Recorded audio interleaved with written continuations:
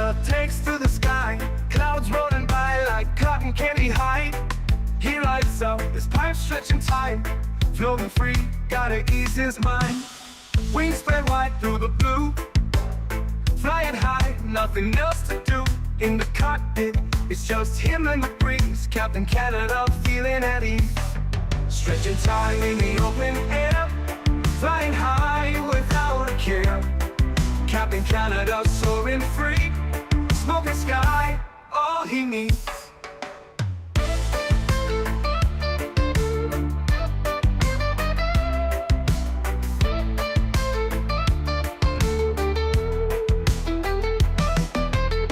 Turbulence can't shake his vibe.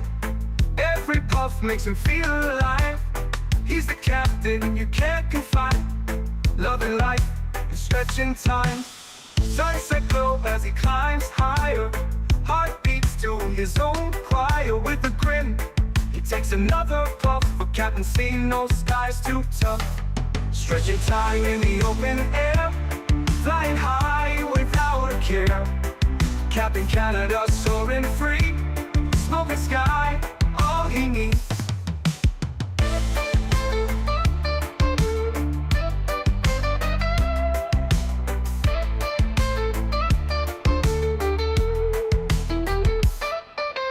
Stretching time in the open air. Flying high without a care. Captain Canada soaring free. Smoking sky, all he needs. Stretching time in the open air. Flying high without a care. Captain Canada soaring free. Smoking sky, all he needs.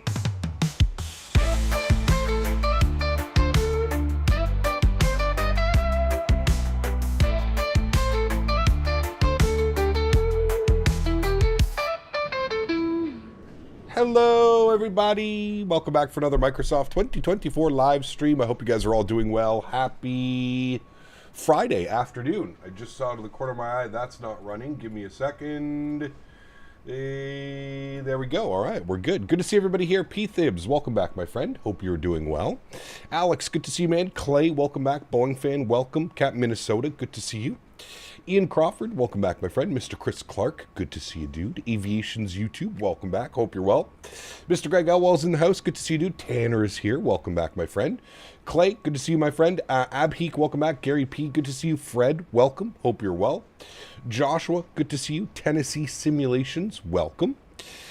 Chris says, hey, Captain, yesterday I ordered a Ryzen 7 9000X3D, Kingston Fury 64 gigs, Corsair water cooling, and an Asus ROG Strix X870A. Hope I'll get great performance. You should. You definitely should. That's a pretty beefy system. You definitely should get some nice performance on that bad boy. Alex, welcome back. Hope you're doing well, man. Welcome, welcome, welcome. It's Lars. Good to see you, my friend. Welcome back. Mr. Diamond Mike is in the house. Good to see you, brother. J. Luke, welcome back.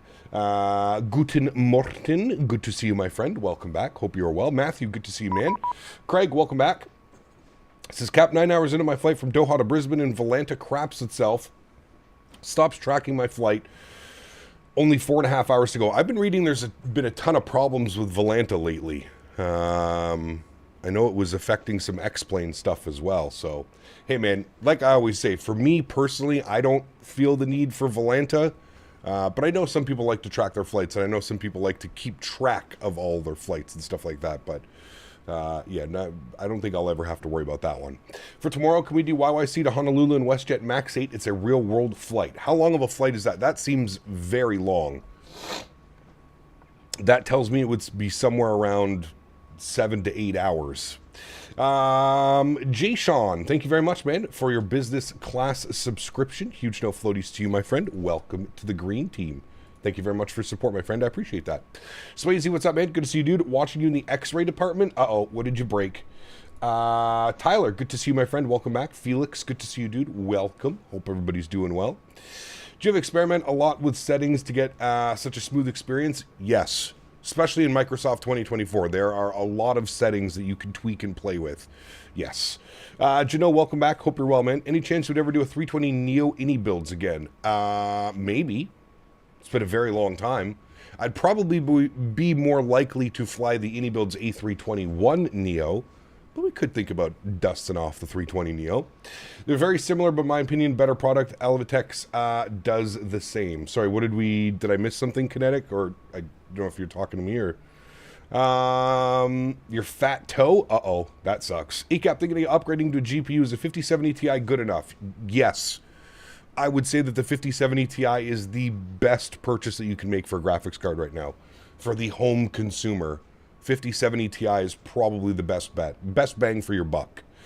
Calgary to Honolulu is 6.5 hours. Only 6.5 hours. Interesting.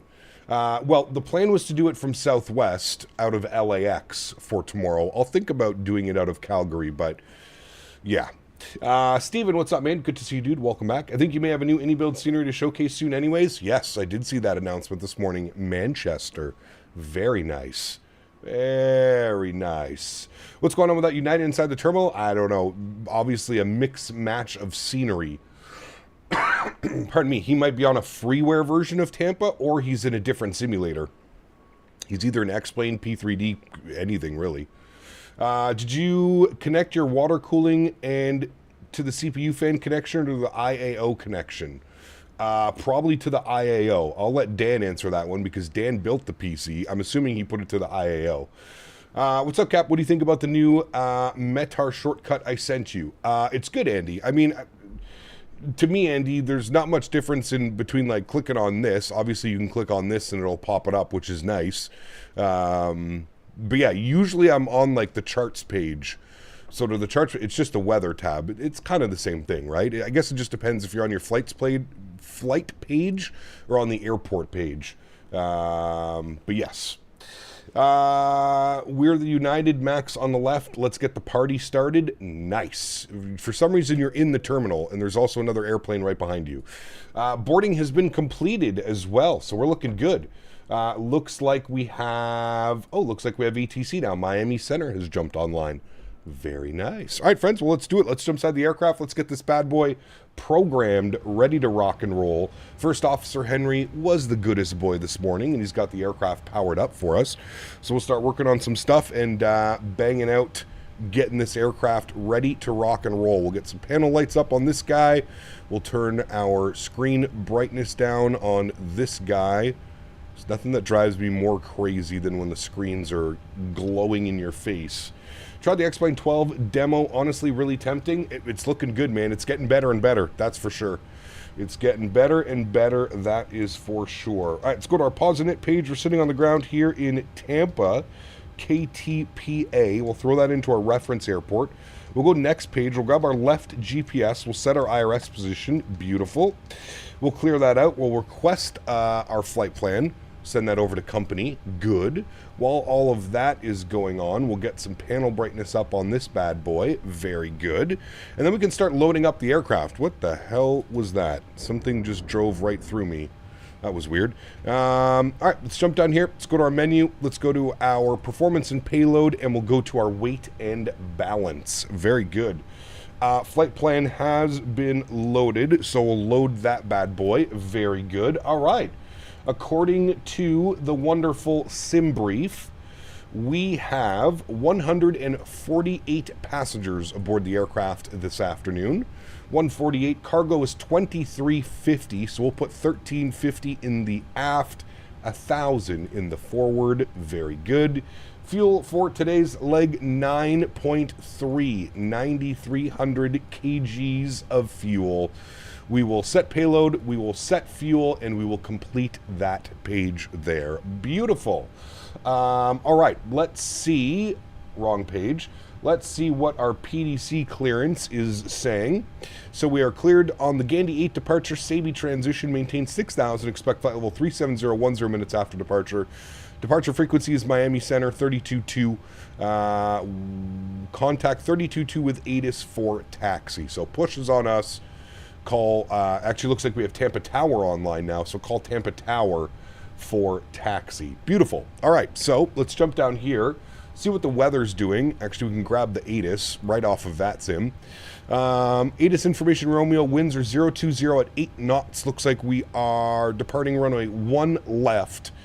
No TAMs, runway 19 left and 1 right is closed. So only option is out of 1 left today.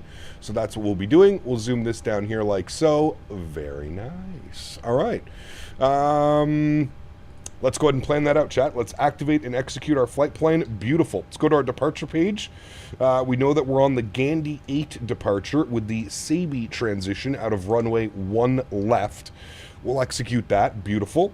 As for our arrival into Panama this afternoon, let's go see what the weather is doing in Panama. We have winds 150 at 6, variable between 100 and 200. Scattered cumulus clouds at 1,800 feet, 30 degrees, QNH 1011. Beautiful. All right, well, with winds 150 at 6, what runway should we be landing on, chat? I'm assuming 21 right? Because they're probably departing out of 21 left, so 21 right would be the arrival. I think that's probably the most accurate decision that we could make. I don't know. SimBrief is telling me that we should expect 03 right. Which FMC am I using? I'm using the Cockpit Master FMC. You can put exclamation point FMC in chat. You can. TSA was looking for the Tampa tickler? Yeah, he was. Did you fix the stuttering with the MAX? I did, yes. Take me down to the Panama City where the grass is green and the tickles are plenty. Ooh. Oh, won't you please take me? Wait, Yes. I said Panama City, not Davis's bedroom. Can't get anything right these days. Nice. Huge no floaties to you. I think that was Mr. Beaver. Appreciate you, brother. Thank you, Beaver. Thank you, my man. Okay. Well, I guess we should just plan runway 3. The arrival has us in for runway 3 right. So I think that's what we'll plan. Hopefully the winds by then are a little bit more favorable for runway 3. We'll see how that goes. But we'll plan for runway 3 right. We're going to be on the Osupa 2 arrival. Osupa 2 Alpha? No, it's right there. Osupa 2. Oh, there it is. We have the SECMA transition. And we're going to plan for the ILS 3 right. And if we pull this open, let's go to flights and we'll select our approach. We said ILS 3 right. What does that give us? ILS 3 right from Bobud? Yeah, ILS Yankee 3 right from Bobud. All right, well, that's what we want.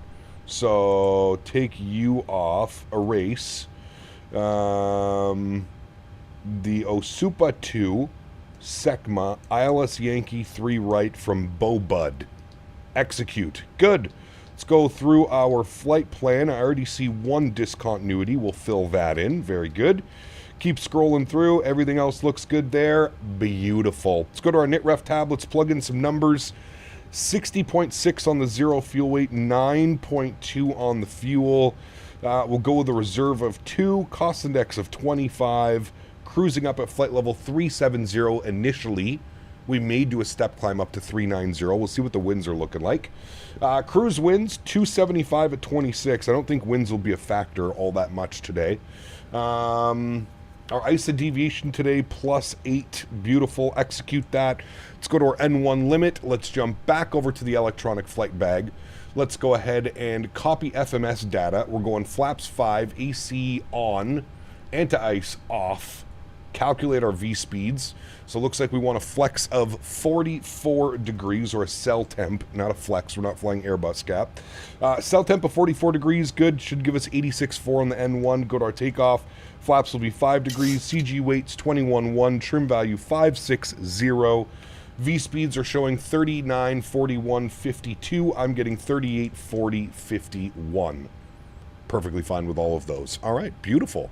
Everything looks good there, friends. Let's go ahead and spool up the APU. While we're doing all of this, we can go to our systems page and we can go one page back and go doors. We're going to close all the doors. Very good. Hopefully everybody's already on board because the doors are closed. And then we're going to want to go to our ground support. We can remove the chocks for now. We'll get our traffic range ring up. We need to get our TCAS set up, 2135 for us. 2135. Turn that on and reporting. Very good. And then we're just waiting for APU chat. We'll get in the local pressure. 3017. Set up nicely. Very good. Hiccup Copa does a flight from St. Martin to Tocumen a few times a week. They do. That's definitely one we'll have to do that. That's United flight. I've been on that route with Copa. Yeah, we're flying Copa. There was somebody else at the airport who was flying United. I don't know if he's flying with us, but does Cap have any tutorials? Lars, I don't really have any tutorials. I kind of always think about it as, if you want to learn anything, just come hang out in the stream, man. If you have any questions, comments, concerns, we always do our best to try and answer everything in stream. But no, I don't really have any tutorials. The only really tutorial that I have up is for the Tobii eye tracker, which is on my channel. If you click on the videos tab, not the live tab. But no, not really. And I heard you, sorry, I saw you asking earlier, and I was saying hello to everybody. Exclamation point schedule, if you would like to know my schedule. Wednesday, 2 streams a day, 1 in the morning, 1 in the evening, and then we're live Friday, Saturday, Sunday as well. We are weekend warriors over here. He got thrown doing Valeris ops, Mexico City to Fresno. Nice. Enjoy, man. Then do some BA ops from London, Milan, London, Dublin. Sounds like a great day, man. We'll do my UUEE to URSS flight tomorrow. Nice. I hope everything goes well. I've been thinking of switching to Volanta to Elevatex because I'm really not liking Volanta anymore. My big thing with Volanta is it's just a resource hog for no reason. No reason should it be using that much resources on the back end of your PC. APU generator is online. APU bleed comes online. There is duct pressure. Beautiful. We'll get our anti-collision light on. We'll get our seatbelt signs on. We'll go all the way up here. Get our window heat on. We'll flip this over to APU gen. And we're looking good, chat. Let's come down here. Disconnect the ground power. Set that. We'll go back to the main page. Performance and payload. Good. We'll go to GSX. We'll prepare for pushback and departure. Very nice, my friends. Mr. Davis, good to see you, my friend. Did the Korean fried chicken with soy garlic sauce last night. It was a hit. Can I have some, please? That'd be nice. Remember what makes the MAX slow on startup? Yes. Copa seems to have an all 737 fleet. They do, correct. Yes. Another cool flight that we could do in the future is they do Toronto to Panama in the MAX8. I think it's like 5.5 hour flight, something like that. Join the Discord. Thank you. Cap, I'm someone like yourself that waits for a beta to be finished, but boy, Sim Update 4 is amazing for me. Nice. Good news. I'm glad you are enjoying it, my friend. It's really all that matters, right? That's all that matters, my friend. All right, we got a Copa beside us. That United pushback, so we're going to wait for that United to get out of the way. And then we'll be good to go, friends. We will be good to go. We should probably have tower up. We'll go 19.5 for tower frequency. Well, let's get that in there. 19.5. Very good. And then we've got Miami Center on 32.2. So we'll get those guys up. Nice that we're getting some ATC out of here. Wasn't expecting that this morning, so that's great. I installed Elevatex and I use it more, and it uses more memory than Volanta. Damn. It sucks that all of these programs require so much resources to just run in the background. That's what irks me the most, to be honest with you. All right, we'll get flight directors left side and right side. Good. We are still waiting for that United aircraft. As soon as he moves, we move. On the way to Tampa, fuel, praying for you. Thank you. Thank you. Thank you. We're already fueled, sir. We're ready to go. Speaking of fuel, we need to get center pumps turned on as well, because we have lots of fuel today. 9.3. Yep, Do you think Beyond ATC would help me get comfortable with VATSIM? Absolutely. Beyond ATC. United 394 Tampa Tower. Thank Yeah. you. Romeo runway 1 left taxi. Victor 2. There's a couple programs that can really help. Say Intentions is another good one that can help as well. Copa also does Montreal to Panama on the NG. Nice. Very nice.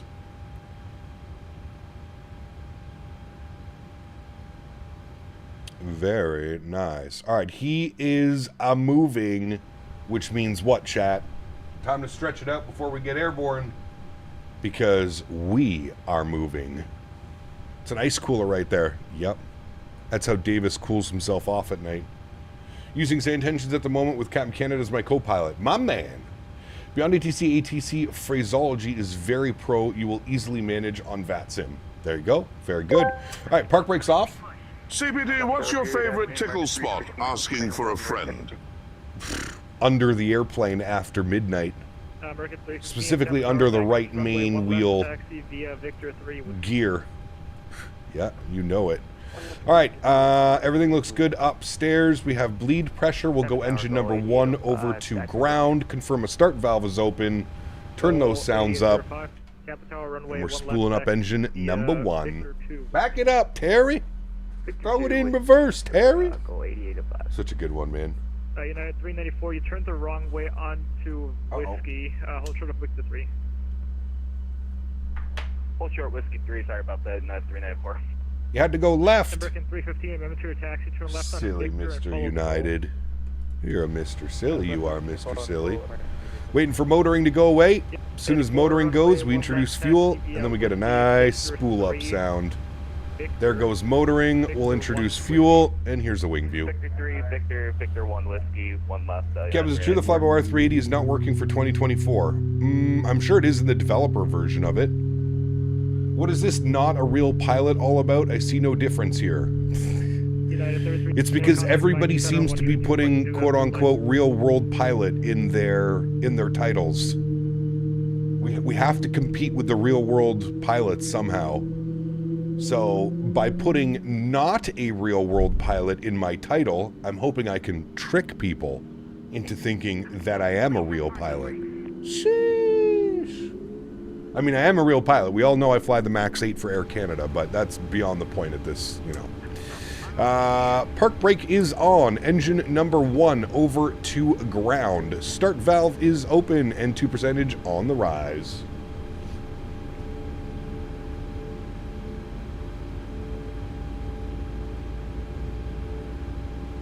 Every time I load Microsoft 24, my controller settings seem to reset. What am I doing wrong? Is there a different profile that it's trying to load for you?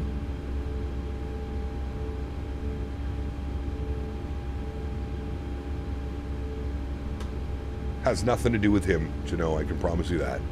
It's literally all the pilots streaming now. Have you not noticed that this has become a trend?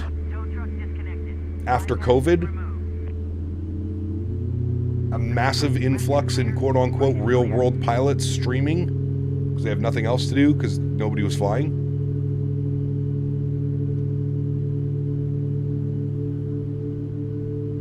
Check out the Thrustmaster Airbus pack, or is my Logitech 3D Pro good enough? Well, it would be a big step forward for sure. I think real-world pilot not would be more appropriate. True. Yeah.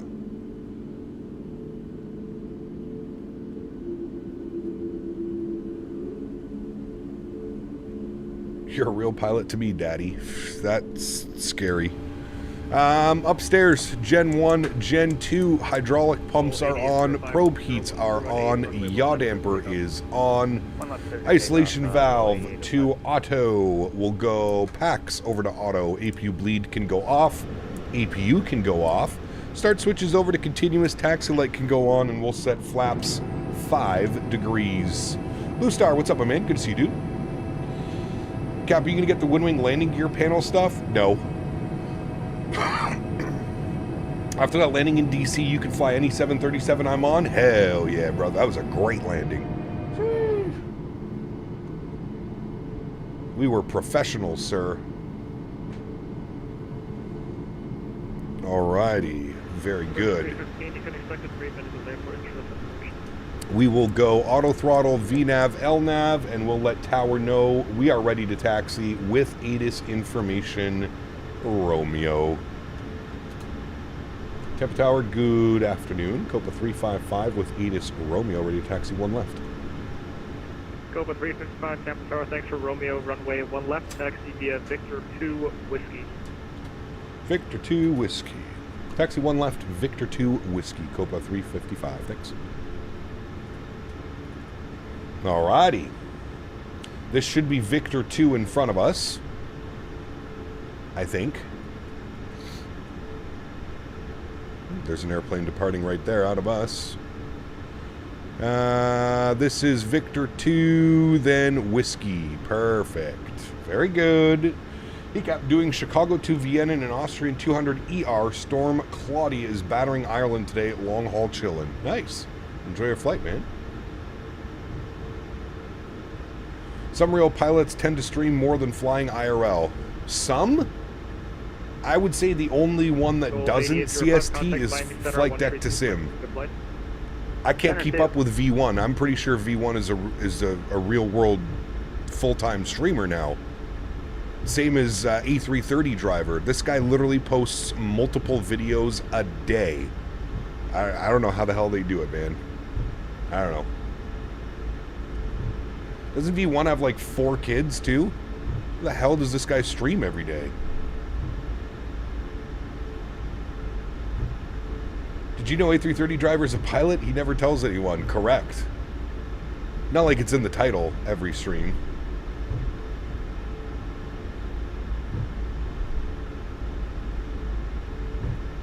Alrighty. There we go, friends. Out on Whiskey. All the way down Whiskey for 1 left.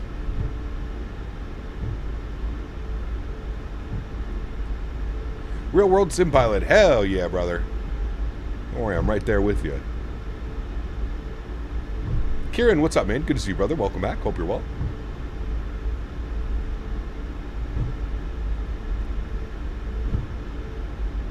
Having a wife helps for having kids. Just a tad. Just a tad. Get on board with that one. Man, look at the weather here today in Tampa. What a beautiful day. Not a cloud to be seen. Hope that I don't have kids that I don't know of. If there's anybody in chat that has kids that they don't know of, it's you. If I would stream as much as V1, I'd probably be twice divorced and homeless. American 315 with 0108. Oh, man. I'm telling you, brother. One left for Takeoff. I'm telling you, man.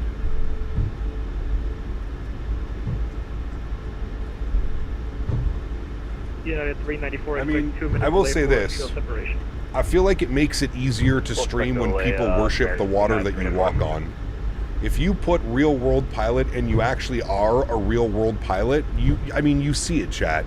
You see how people behave in my chat, and then you go over to like a V1 or a Flight Deck to Sim or an A330 driver video, and you see the exact same people, and they are completely different characters on those channels.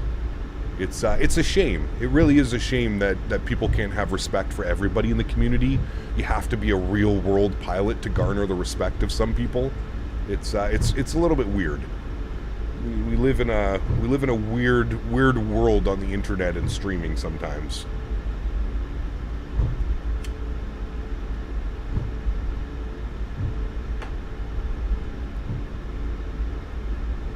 Alright, there's that United that we were pushing back right behind. The weather in Tampa is so nice it looks great for tickling. Very nice. This is professional tickling weather. Real world pilot is just a cheat code at this point. I tend to not really care. No, of course. Hey man, I'm right there with you.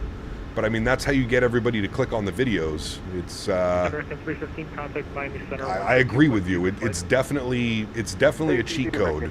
If you want viewers and you want views, just put real world airline pilot or real world pilot in your title, and I promise you,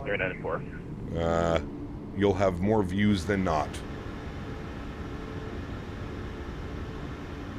MVFR thunderstorms and rain in the TAF in Panama. Ooh. Of course, I'm flying it. It has to be.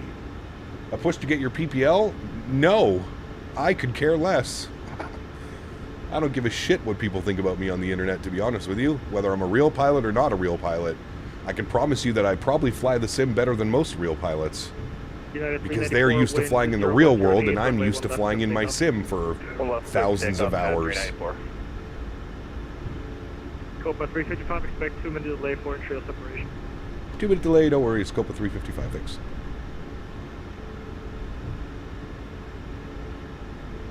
Couple minute delay here as we wait. Very good. Put it right here. Nice. Cool. And we'll pull the park brake. Very good. I find it funny when a PPL holder who flies once a month uses a cheat code as if they were an airline pilot. Correct. Yes.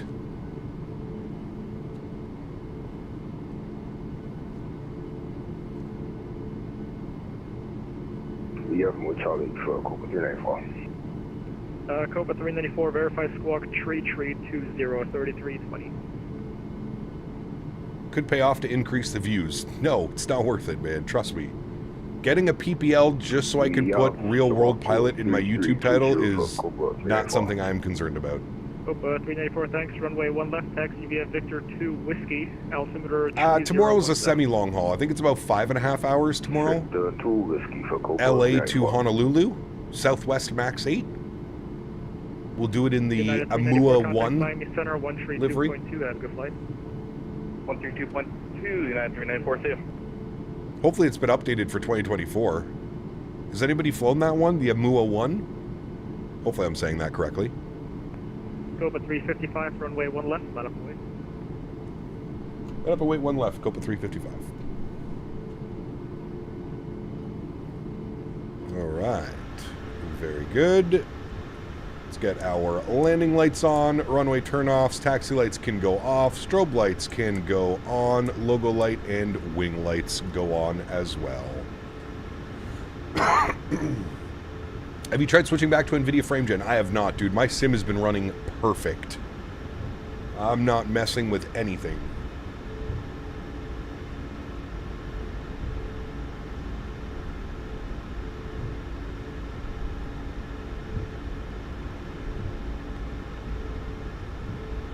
I like turtles. Me too. Copa 355, 1010 at 8, runway 1 left, left takeoff. 1 left, cleared for takeoff. Copa 355, thanks. Alright, chat. Y'all ready to go? I hope so. Go cams on, sounds are up. Let's go flying. Throttles to about 40%, slight nose down pressure on the yoke.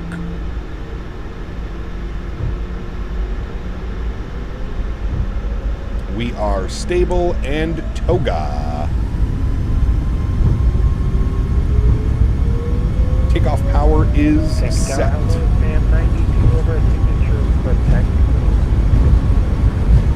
80 knots, we're neutral. 1 left, taxi via Foxtrot 2, Delta, Juliet, Whiskey, cross runway 10 at Delta, take cross runway 1 right at Juliet. V1. Rotate. Runway 1 left via Foxtrot 2, Delta, Juliet, Whiskey, cross 10 at Delta, and Positive rate. Gear up. Pitch for climb.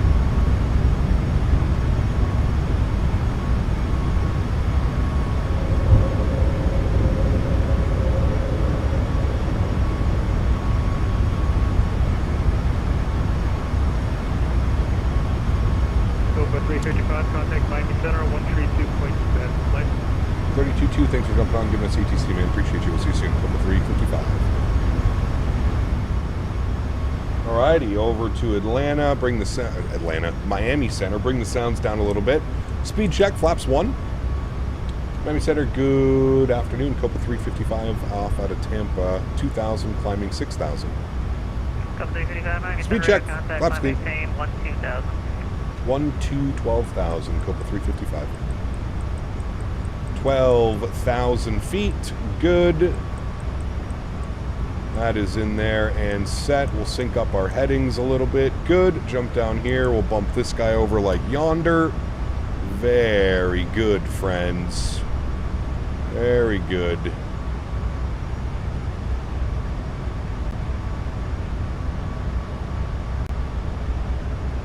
That was weird. Flight again, 1691, or 1681, contact Miami approach 126.852. Do you fly the flight factor? No. American 1681, take the tip. I do not. Copa 355, turn left direct Gandy. Left direct Gandy for Copa 355. Alrighty, left direct Gandy. United 394, I'll have higher in a couple miles. Roger. Sun Country 8755, NASA approach is closed, frequency change approved, have a good one. Measure 81055. Getting weird audio things again. It might be the livery. Solo Pilot, what's up, man? Good to see you, dude. Welcome back.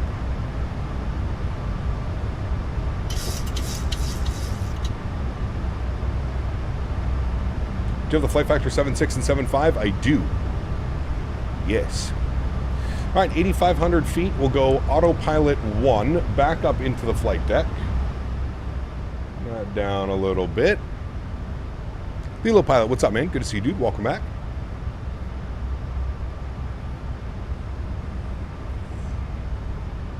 United 3394, vector for traffic, turn left heading 120. God, flying out of Tampa and into Tampa is so much fun.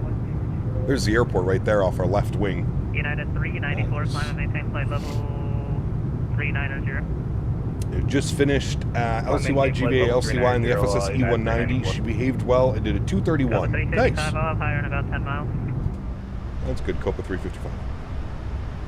All right, 10,000 feet. Landing lights are off. Runway turnoffs can go off. Start switches can go off. Logo light and wing lights can go off. Very good. And higher in about 10 miles. So we're keeping 12,000. There's Tampa off our left wing. Very nice. You sure not a real pilot? I am sure. Actually positive. After landing in Detroit, I'm going to do a return leg back, but Daniel Barry is going to have to wait on a later flight because out of 10 of angry passengers, we can't have that happening. No. Must keep the passengers happy. Any chance we'll check out the flight factor 7.5 while we wait for the Bluebird? No, probably not. 13,000. Cap, getting some Indian food tomorrow for dinner? Nice. FedEx 107, Miami Star, hello, climb nice. flight level 350, that's going to be the final. Climbing flight level 350, FedEx 107. Should get a good view of Tampa right down here. 394, 2,000, 6,000. Everyone wave to Davis. Correct. Wave. Hello. Yep, what is the one plane that you wish you had in the sim? There's a lot. I mean, the 3 planes that I'm really looking forward to are all in development. Q400, A220, 75. All of those are in development. Sent you a message for something to troubleshoot after stream regarding the sound issue. Well, I think I've figured them all out.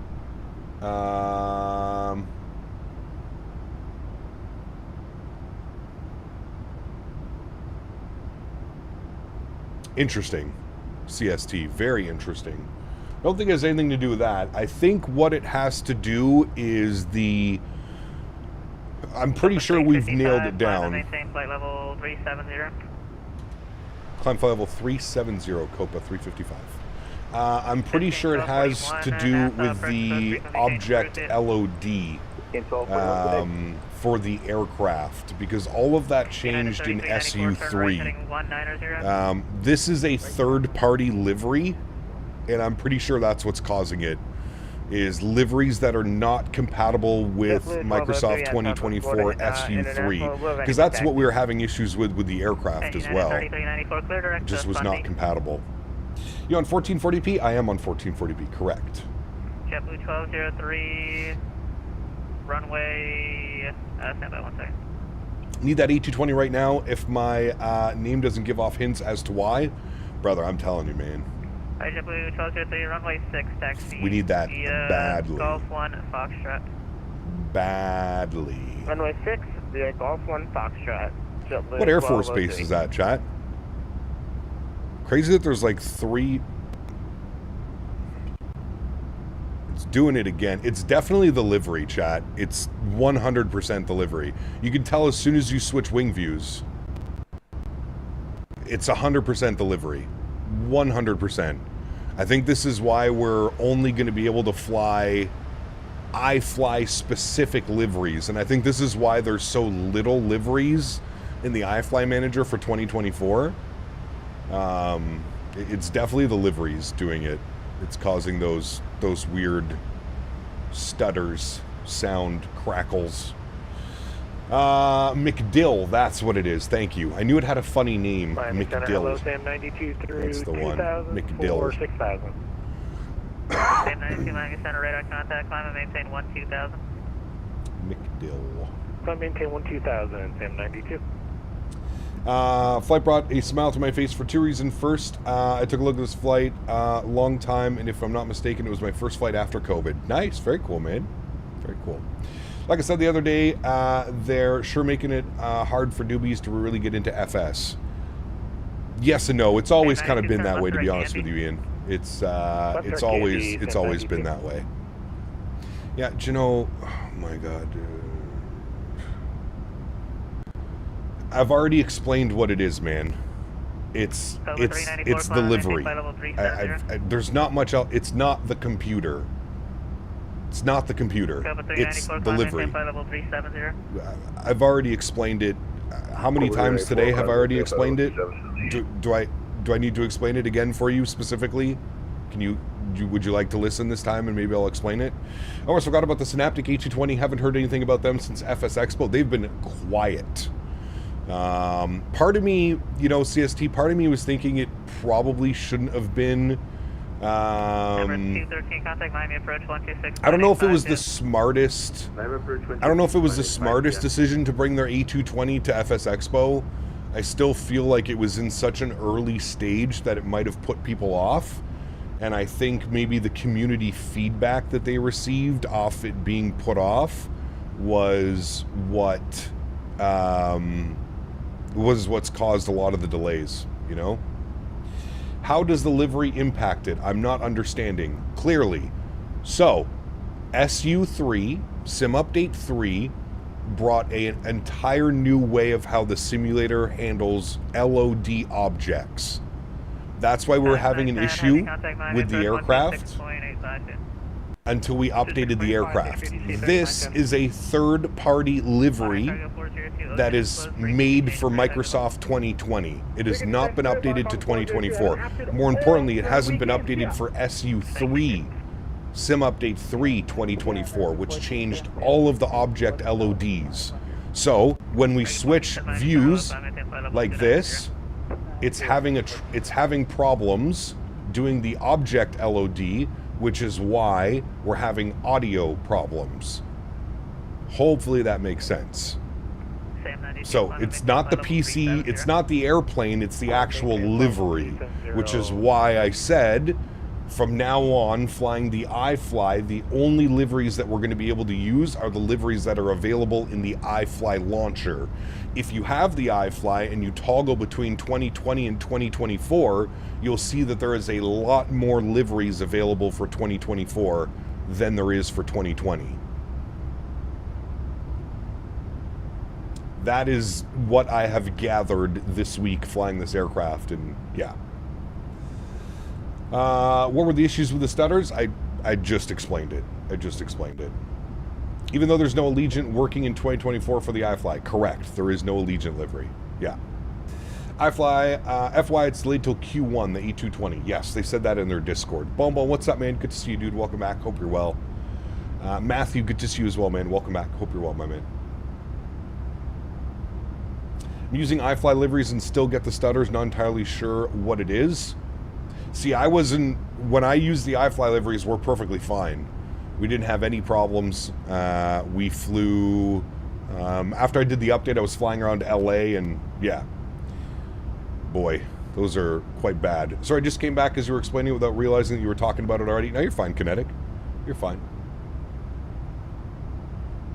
Do you think it's rude that the liveries don't work? I think it's kind of crazy that the aircraft has been out in 2024 for how long now? I would say at least 6 months the aircraft has been out, and a lot of the liveries still haven't been updated yet. I do find that a little bit weird. Yeah.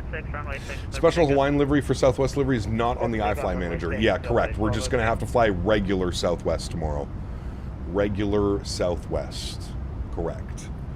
Identified. What's up, my man? Good to see you, dude. Only stuttering on the wing viewer in the cockpit, too. It's doing it in both. It's doing it in both. It's, I should have known downloading third-party liveries would probably do this. I probably should have stuck to it, but again, there's so many liveries that are missing from the iFly manager. It makes it difficult to do all the routes that we want to do, right? Like there's no Copa, there's no Allegiant livery, there's no nothing. It's yeah, it's shitty. Kind of sucks. What's the route for tomorrow? Tomorrow we are doing Los Angeles to Honolulu, long haul, LA to Honolulu. B2, what's up, man? Good to see you, dude. Welcome back. Hope you're well. Happy Friday afternoon.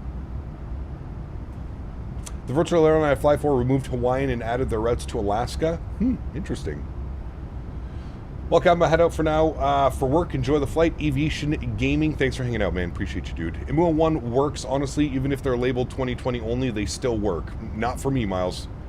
Not for me, my man. We're getting those issues that we had. Now, it's not as bad. It's not as bad as it was with the aircraft out of date, but it's still bad. You're still randomly getting audio pops and stutters. Instead of LAX, you should do LGB. Where's LGB? What airport is that? Long Beach? Could see myself doing Los Angeles to Honolulu as well with the Bluebird 75 is out. That'd be a good one. Some good cargo ops for sure. Might do that with the 777-2. I just bought the sound packs. Nice. Nice. Do they fly? Who flies out of Long Beach, though? They even fly, do we even... Try to remember if we have a Long Beach scenery. I think we do. By route. Long Beach... LGB to PHNL. Who flies this? Hawaiian and Alaska fly it. They fly it on the 321 Neo. Oh, Southwest also does operate it. Southwest operates it on a MAX8. 5 hours and 18 minutes. Maybe. I'll have to see. I can't remember if the Long Beach scenery was any good that we had for 2024. I can't remember if it's any good. Long Beach's fire cap, DM off stream, and I'll try and help you out so you can rip Allegiant. Yeah. I mean, there's not much to help out, man. The liveries aren't compatible, and they're causing issues. I don't. There's. We won't fly Allegiant from Long Beach to Honolulu. It'll be Southwest. It's a warm, beautiful day in Minnesota. I'm celebrating by staying indoors, doing some Australian ops in the sim. Nice. Very nice. Southwest does LGB to Honolulu, also SMF to Honolulu. That's a good one. There's a Long Beach scenery, but it was half-assed and doesn't work with 2024. That's what I was scared of. Hawaiian call sign is now Alaska because Alaska acquired Hawaiian. Correct. There's still Hawaiian ops, though. But yes. Do I have to do anything for next week or not sure yet? Not sure yet. Mikkel, what's up, my friend? Good to see you. Welcome back, sir. Hope you're well. Welcome, welcome.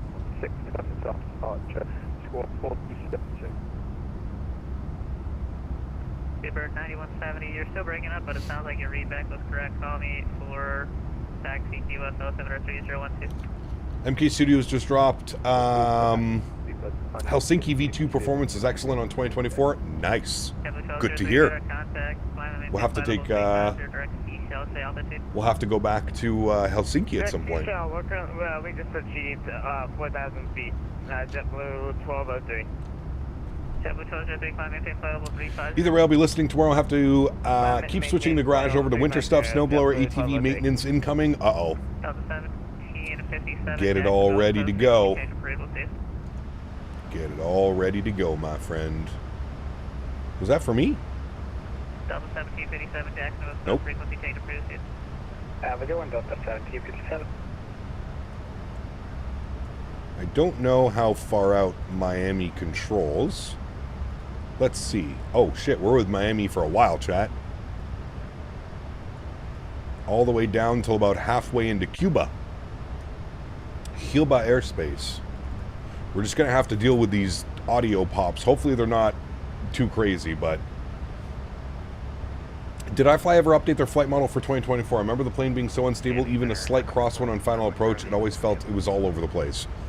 Kind of still feels that way, Vine. It's been updated, it's been tuned, but we're still waiting for a full native 2024 version. Right now, it's still only a compatibility version for 2024. Time for orientation. I come back hopefully before the stream. I love you all more than I love my kids. He has no kids, so he doesn't love us, Chad. Doesn't love us. He says he loves us. I don't think he really loves us. Right on course to Naples, 3014. Oh, Captain Crew, happy Friday. Did a flight from Tampa to New Orleans. Southwest 951. Nice. Very good. 8340 next week? Probably not. Maybe. Probably not. I think it will take some time for iFly native. Yes, because they're pushing quite a substantial update.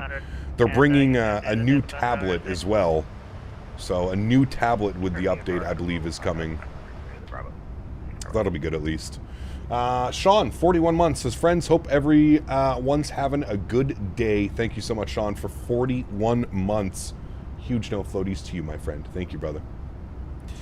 If Davis loved us, he would come to Flight Sim Expo. I agree. I agree. 100%. Wholeheartedly agree, my friend. Wholeheartedly agree. If he truly cared about us, he would be there. Sadly, he does not. Chilling right now on cruise going Vancouver to Whitehorse. Nice. XLT508E8 Gaming asked me, can you make kids from tickling?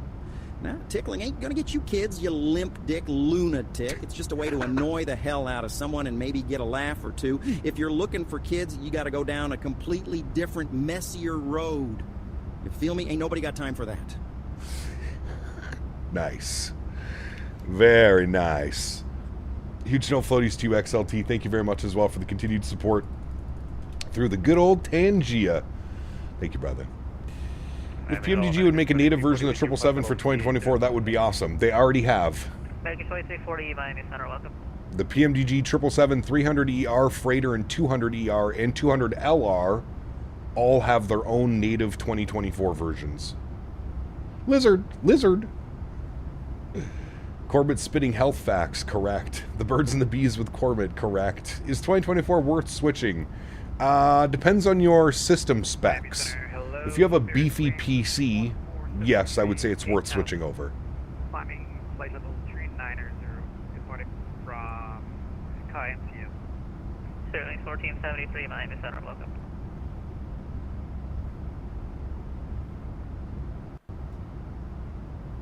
So I move over to 2024, it will be good to go. Yep, it's good to go. Good to go. Is it so much better? I mean, there's a lot of things that are better from 2020, if that's what you're asking, yes. United 3394, Havana Center. Still some issues here and there, for sure. Need the NGs? So bad. Captain, how are kids made? That's a Google. That's a Google question, not a Captain question.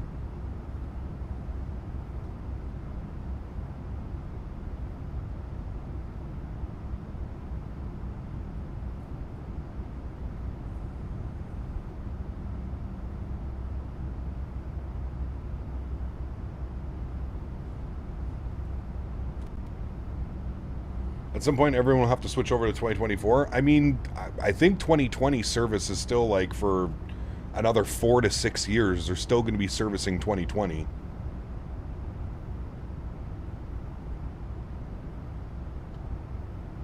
PMDG's working on a 7.4. They are, correct. As long as you have a medium end PC, yes, just get auto FPS and tune your settings properly and you'll be fine. Could be, yeah. It's true.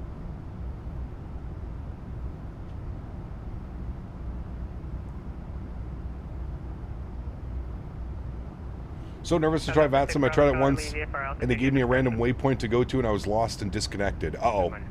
Yeah, make sure you've got your flight plan up. If you have Navigraph, Navigraph is a great help as well. Glad the wife isn't here for this one. She still doesn't get how grown men were talking about tickling each other from the other stream. 1.79 for American. Nice. You said 0.79. Loaded it SU-4 beta and all my payload aircraft didn't work. Luckily I went back without losing anything. Ooh, you're lucky. You're lucky. 1.79, we're clear, American 315. XLT588 Gaming asked me, if kids are not made from tickling, then how are kids made? Now, you little shit stirrer, let me enlighten your naive ass. Kids are made when two people bump their naughty bits together, raw dog style, until the whole room smells like a day-old fish market. It's like a deranged science experiment with a splash of magic and lots of sweat, grunting, and sounds that shouldn't be humanly possible. Eventually, after some messy months, a tiny human emerges. Ain't biology... Looks like we're Mach 791, Copa 355. That was a great analogy. 1879, Copa 355. Jesus. 394 center. Oh, man. I mean, that was a great explanation for anybody wanting an explanation. Thank you, XLT, again. Appreciate you, my man. Did a good job. Yeah, that was unreadable. That's a fun flight, Air Canada 08. That's a long one, isn't it? Mighty Center, Speedbird 9150, ready for push and start. It's still unreadable. What version of the 7.4 is PMG working on? They're doing a 100, a 400, and an 800. A 100 SP, a 400, and an 800, I believe, are the variants from PMDG. Well, I guess I don't need to use Google anymore. We got Cormit. Around 2.5 hours? That's not too bad. See ya, JetBlue 1203, Jacksonville is closed, frequency change approved. Frequency change approved. Have a wonderful weekend, JetBlue 1203. You too. Is there an RJ200 in the sim? There is not. No. We have an RJ 550, 7.9, and 1000. No 200 though. Apparently there's not enough data for developers to make it 200. You're pushing to taxiway Alpha, or you're pushing in the ramp? Andy, checking in from the air, my man. How was the trip, Andy? 4 hours away from landing? Brother, at least you got the tailwind this time around, right? I just want the NGs in 24. It's been over a year since 24 came out, but hey, it may happen before the end of the year. It will definitely, hopefully. Figured we're in for a good one when Cormit called XLT a little shit. That's right, you're on Fridays now. Got to get used to the new schedule. Yes, Wednesday, Friday, Saturday, Sunday, my friend. Didn't Aerosoft make one for X-Plane? No, that was J Roll-On. The J Roll-On. CRJ 200. Hello, with 1825. The J Roll-On. Initially it's the 100 and then the 400 and then they'll do other variants after those. Well, there's only another variant, the 800. Flying home about 20 pounds heavier. The food was so good, my man. What'd you like to hear? Good afternoon, Captain JetBlue 1203 just got handoff from Center JFK bound. How are you? Simply good to see you, my friend. I am well. Thanks for asking, man. Okay, that doesn't tell me anything. What departure are you on? What arrival are you on? Was the J Roll-On CRJ 200 any good? Yeah, it was okay. It wasn't, like, it wasn't Tollus or Flight Factor level. It was okay. Got the job done. How are Leafs doing at the bottom of the standings? I mean, I could have called that one, dude. Terrible defense, mediocre goaltending, and you lose Mitch Marner. It's a good, it's a good way to do that. That's better. Fearling was at 1825 Miami Center. Absolutely, P-Thibs. Climbing in flight level 230. Isn't there a 200 variant? There is. I just don't know if PMDG is going to be doing one. And 230 is going to be the final. Would probably make sense for them to do one if they're doing the 100. Thinking of buying some rudder pedals, can you recommend me one? Honestly, all rudder pedals are good. Like, it just completely depends. You can go like on the cheaper end, you've got the Thrustmasters. You can go a little bit more expensive. You've got Logitech, you've got Turtle Beach. There's a lot of options for rudder pedals. A lot. I've been using the same set of rudder pedals for about 6 years now. And I love them. Absolutely love them. All the classic PMDGs will do the 1, the 2, the 3, and the SP. There you go. 3084, flight level 37. Good question for you. Are your gates working with GSX? For the life of me, I cannot get them to work. They are. Are you on 2020 or 2024 simply? Say it till I'm blue in the face that it's freaking wear sweatpants and merces to the rink with a culture killer like the Leafs knew it was coming. Got him Miss Grapes going off on these guys? Correct. Do you think Thrustmaster pendulars are still worth it given Windwing's FFB ones for a similar cost? Have you seen the Windwing FFB ones, Jano? Good luck getting those rudder pedals to work with anything else. That's the one thing that I will say about Windwing with some of the designs that they've had recently is their rudder pedals are basically forcing you into their yoke system because they just... There's no way that you could put those rudder pedals anywhere else without the Windwing yoke in between them. They're so big. No, I would suggest the Thrustmasters all day long. The Thrustmaster pendular yoke and the pendular rudders are probably the two best products that I have.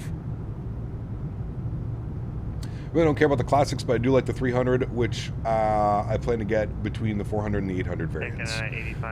I'm really only interested in the 400 and the 800, to be completely honest with you. That winglet looks like an United Old Livery 7.3 in the Copa. Could be. Could be. 2024 on GSX, I click Operate Jetway and I get this airport has a standard Jetway message and the Jetway would not move.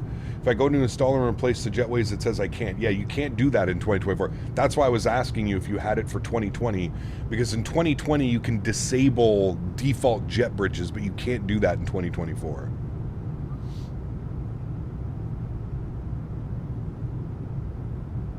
The Copa livery is basically a continental livery, just says Copa Airlines. Correct. Yes. I've always seen Copa as a Central American United. Not wrong. Not wrong at all. There's Key West down there, chat. Well, that's not really Key West. Those are part of the Keys. Key West is probably off this side somewhere. Up here. Somewhere down there. I think we've burned off all the fuel in the center pumps, which we have, so we'll turn those guys off now. Very good.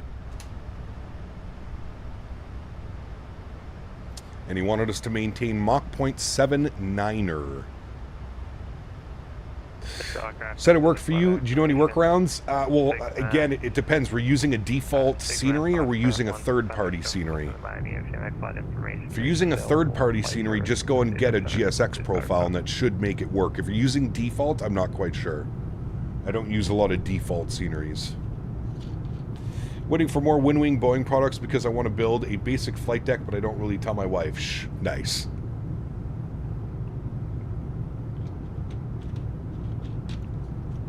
Once PMDG releases the 800, I'm going to switch over to 2024. But seeing Bluebird might not be fully 2024, I'm up against the wall with that decision. I believe Bluebird is also giving us a compatibility version of the 7.5 for 2024. So we should be getting both. Say again? One for 2020, one for 2024. I don't know what is the problem, because everything from the PC and my end is reading normal and responsive to my You Cap greetings from Holland. Good to see you, just to relax. Welcome back. No, it actually is perfectly clear now. Clarence, when you're ready. Continental had 49% share in them, so they ended up going with similar livery due to intense investments from Continental, like code shares. Continental dropped Did you receive your clearance already or all no? the investments in 2008. Huh. I do have JSX profiles with my third-party airports with still no joy. That's Yeah, weird. from maybe one of your Very previous weird. colleague, but yeah, I've had clearance for 4 miles. Okay, cool. Spirit 9150, runway 9er, taxi via Alpha.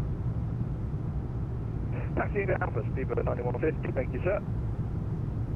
Still using the Toby tracker? I am. Yep. I'm just not a big fan of... I don't like moving the camera all that much, Dennis. I use it when I'm shooting like a visual approach or while I'm taxiing around the airport. I don't like having it on constantly so that my head is always moving the camera. I find it a little bit annoying.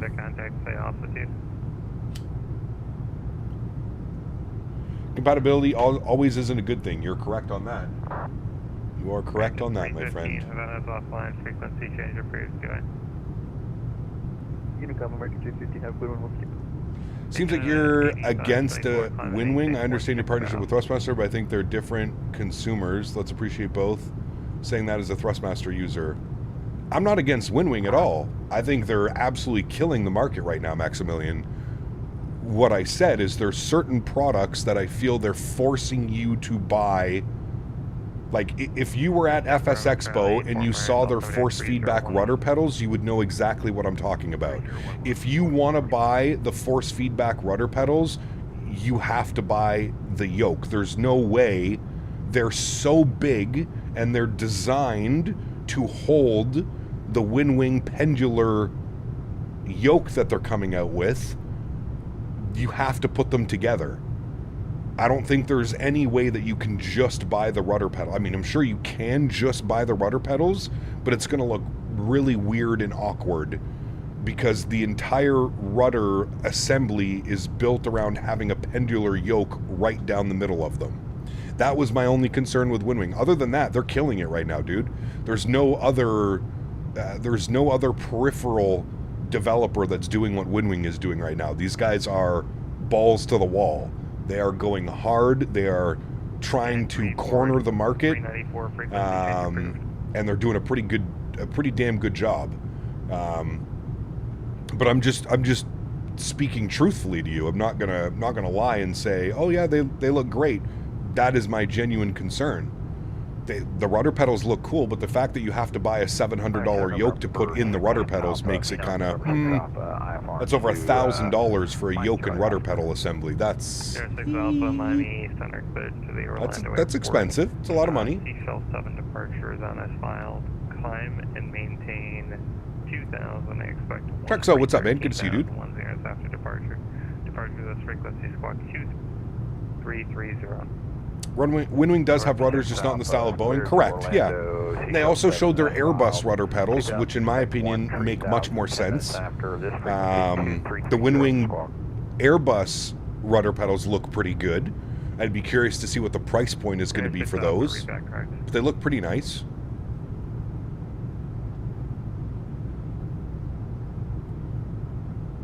So the force feedback wouldn't natively work with an Airbus setup? That I don't know. I don't know. WinWing is also kind of weird with their products, right? How the FMCs only work for... Frequency change approved. Thanks for ATC, man. Have a great afternoon. Copa 355. See ya. See ya. Air Canada 85. Alrighty, over to Unicom. Same bubble 330. 122.8. Very good. Does the iFly Max in 2024 have RAS enabled? I believe so. I believe you can turn it on. Yes.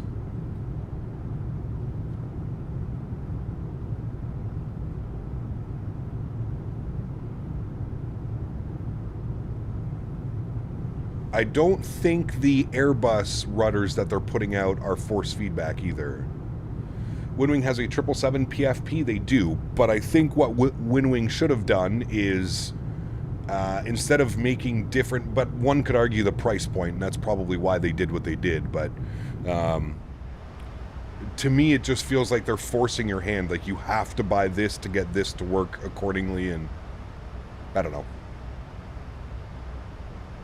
Bought into force feedback with the Moza side stick, so I was holding off on a pedal upgrade.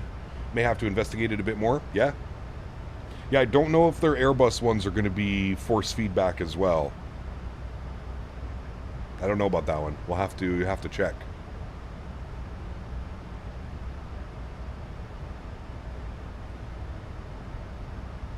Yeah, isn't the 7.4 and the 777 FMC the exact same? I always thought it was. I could be wrong. 3 weeks ago, I sent my hearing aids in for service. I've heard nothing since. Nice. Boom-doom. Gap out the Boeing MCP and FMS, and they all work with PMDG 73, 777, and iFly MAX natively. That's good. Very good. 747 FMC is orange backlining while the 777 is green. Is that the only difference, though?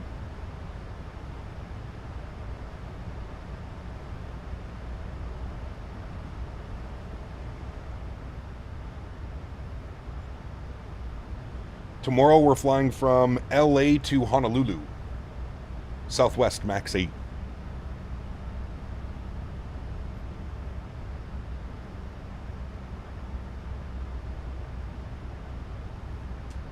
Turns out their FFP pedals aren't going to work. I'll just get the Thrustmaster TPRs and add the dampening. Could do that as well, yeah. I was going to say, Dan, are you taking Varun's place today? Apparently. My goodness.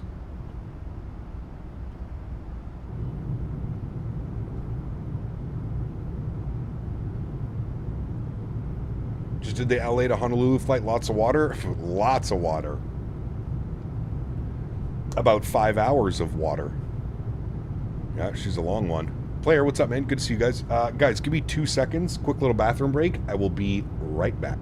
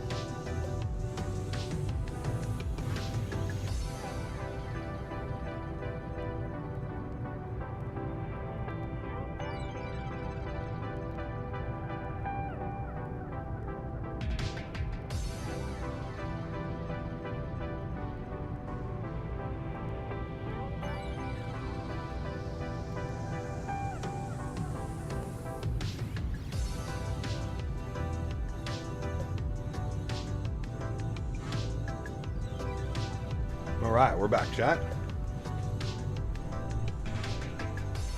I see we have made it over Cuba as well. I can go down now a little bit.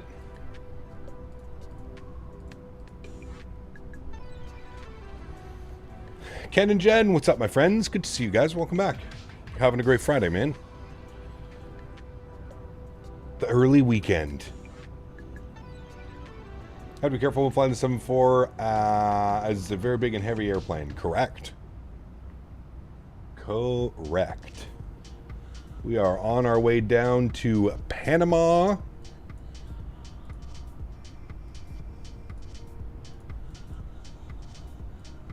Straight south. Literally straight south.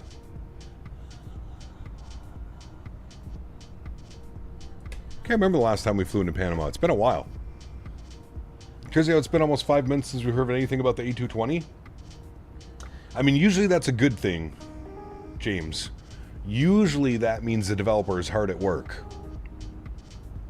That's what you'd like to think, at least.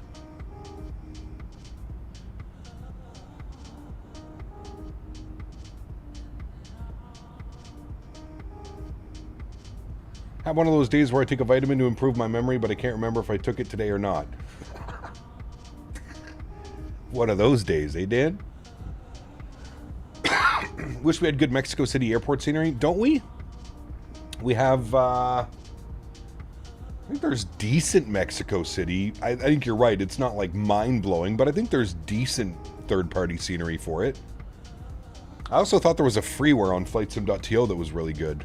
I could be thinking of something else, but... And yes, if you're not in these developers' discords, that's where a lot of the information gets kind of shared. So I would suggest joining like the AnyBuilds Discord, the Synaptic Discord, PMDG Discord. The devs for the 220 are active on their Discord. They basically said they took the summer off after the expo and are back to work once the fall started. Well, there you go. Interesting choice, but there you go. I think what they were doing is I think they were waiting for certain aspects of the airplane to get done. The flight model, the texturing, the modeling, etc., etc.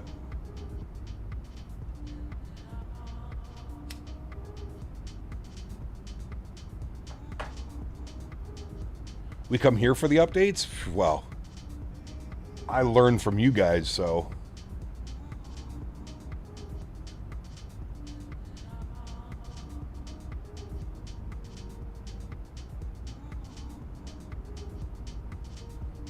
Must be nice to take a whole summer off for the days when I was in school, right, Ken? Man, summer holiday, dude. You remember those?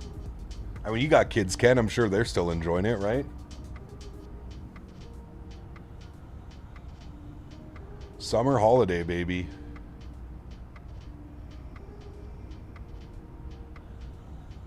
Oof, Ian, how much is that going to cost? We were having all kinds of issues with the ATV we bought out at the farm. We bought the ATV with the property. Had a blown head gasket. Fiance's dad fixed it for us. Then something else went, and something else went. Now it's running perfectly fine. But yeah, it's been literally years of chasing down issues and fixing them as we go. I'm using ChatGPT to give me some flights like IRL. Nice. Nice. I just prefer using Flight Radar 2.4, but...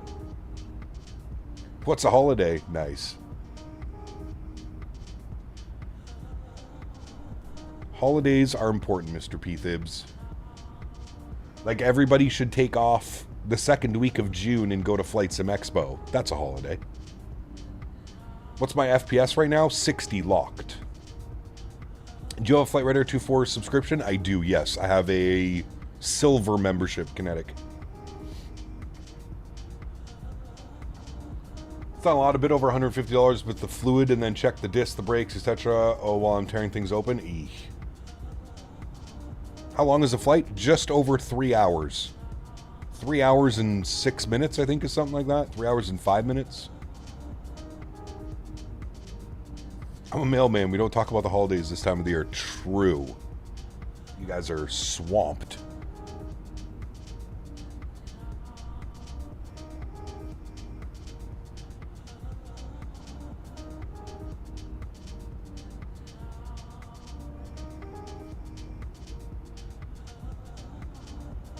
Next holiday is Christmas for me. Will mostly be spent nesting and building furniture.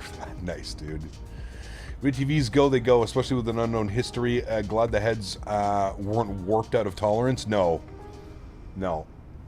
The only reason we bought it is because it was, I forget what it is. I think it might be a Can-Am ATV. Anyways, the reason we bought it is because I guess they're more reliable than the other ones, but yeah. Gonna hop off here, catch some tomorrow blue skies. Take care, Boeing fan. Have a good day, man. I'll see you tomorrow.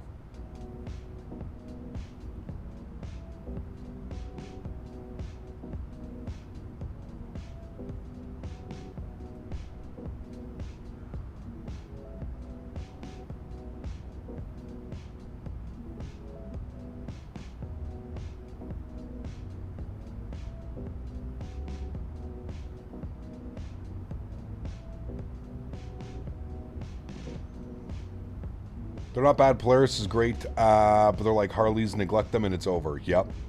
Yeah. Once the holidays are over, us Canadians heading down, should start planning the trip down to FS Expo. Hell yeah, dude. It'd be kind of cool, actually, Andy, if we could all get on the same airplane and fly out of, like, Pearson or something. Everybody meets at Pearson. That's going from east to west, I guess. That would make sense. I was planning, Andy, either Wednesday to Monday or Thursday to Monday. That's usually what I do for the expos. Probably thinking Wednesday to Monday. Yeah. I'm a fueler and a freighter. Season is coming. A lot of cargo planes. Oh, yes. Oh, yes. Then fly Jazz to MSP. It's either Jazz or Delta Connection. There's also an option for me to fly United. I could go on a United E175 from Ottawa to Chicago and then Chicago up. I back from secret mission since I'm real military pilot. I fly big KC-130 to remote Panama grass strip. Lots of men's with guns. What coincidence you go there too? You land on remote airstrip too? Very nice. High five, vanilla face. Whoa! Way, whoa! You still have Tangia credits over there, Brody? Thank you for the support, my friend. Appreciate you, bud. Battlefield tonight, Brody. Battlefield. Just don't let Davis sit next to you? God, no. God, no. This one's a Yamaha, so it's pretty easy to work on, but it's all freaking extra work to do. Clutch is in the housing. On the side of the engine is fluid change no matter what. Is Delta not an option for YYZ to MSP? No, it is, P-Thibs. It is. Yeah.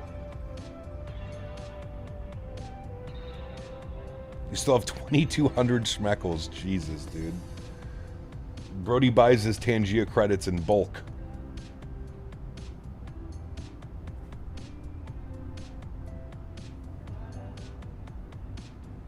I mean, 2,200, that would be... Yeah, that's like... No, that's like $22 worth. I think he originally bought 50 and he's down to 22 now. Good old Brody. Alright, what's the weather doing in Panama? Have we had any updates on the weather? MPTO, weather, what do we got? Winds are still showing 150 at 6. What are they doing in real life? Let's pull up Flight Radar 24, chat. See what these guys are doing real life. MPTO. What are we doing? Show on map. They are indeed landing 3 right. There are multiple aircraft on final right now. 3 right. Dokumen. This guy coming in. Yeah, there's a lot of arrivals right now, actually.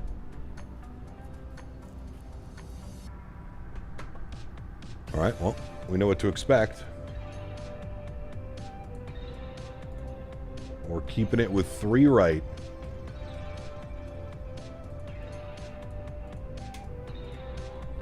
Threes are standard? Yes. Been away for the last 2+ weeks. Can't wait to get back into the sim and jump on Battlefield 6. My man. You bought $100 worth? Jesus, dude. You're crazy.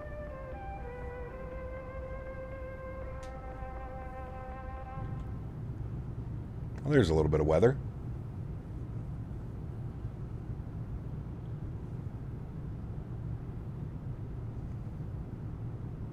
Cap Carolina, what's up, man? Good to see you, dude. Welcome back. Hashtag worth it. Hashtag worth it. Where is the music?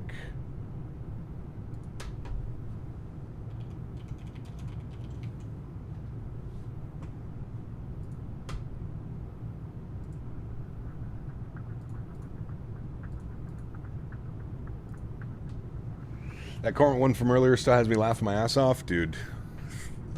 The fact that the AI comes up with some of these answers for us is just wild to me.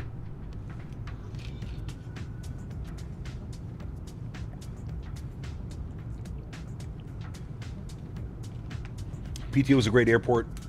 Flew there between my trips to Colombia. Copa Lounge is mid. Interesting. I don't know how much I spend on Tangia. Dude, they're so good. They're so good.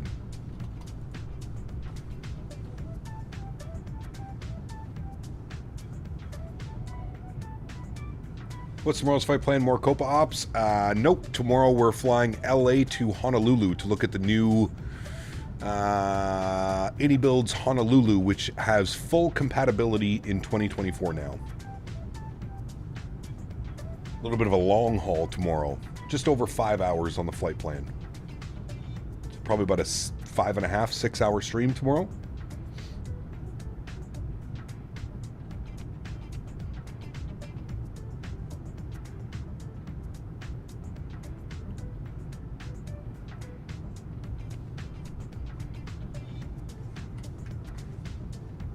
I mean, there's no gray area earlier in that one. I mean, none. When you can roast chat and a person is paid for it and have a locker room level of commentary, chef's kiss, correct.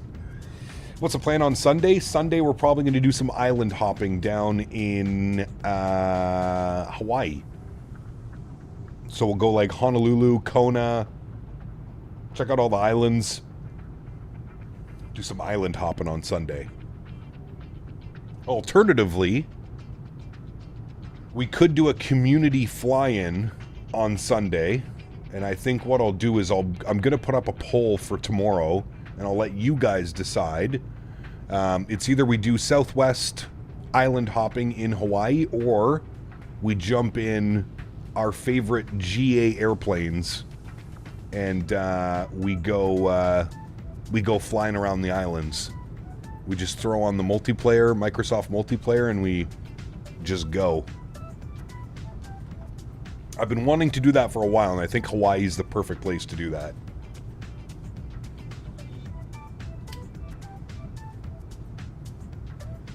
So we'll have a poll up for tomorrow, and you guys can decide what we do for Sunday. But we're not going to do the Caravan. It's going to be like a Cessna 152 or a Cessna 172. Slow, flying all around the islands.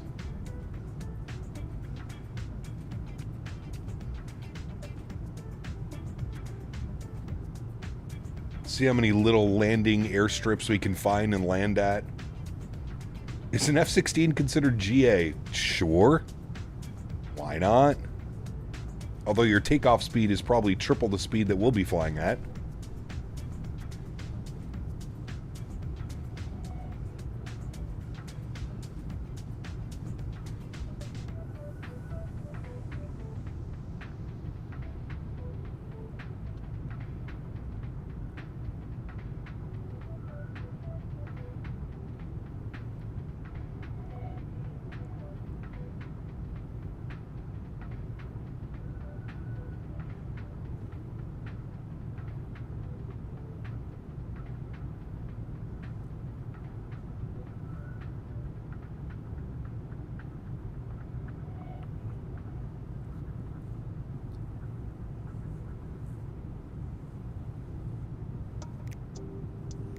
I would say for those of you that are wanting to make the switch, I would personally wait for Sim Update 4 to come out before making the switch over, but There's no, it's not going to hurt anybody to get the sim, go spend some time getting everything configured, because it's going to take you a while.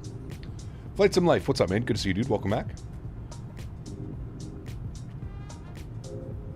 Cubing, what's up, man? Good to see you as well. Welcome back.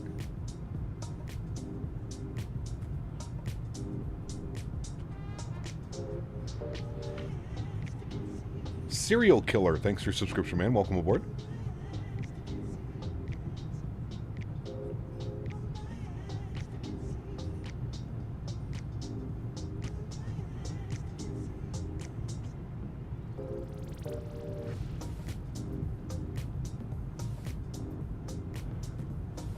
I think Sim Update 4 is going to be the big update that kind of really gets everyone over to 2024.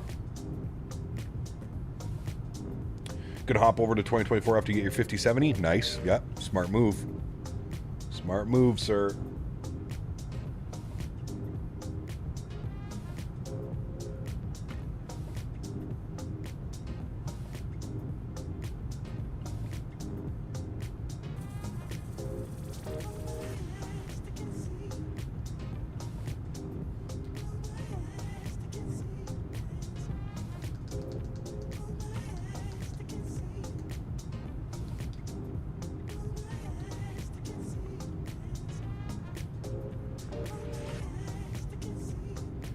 Gap, how well versed are you in Beyond ATC? I have a question. I've never used Beyond ATC. I use Say Intentions when I use AI ATC. But I can hopefully answer the question for you.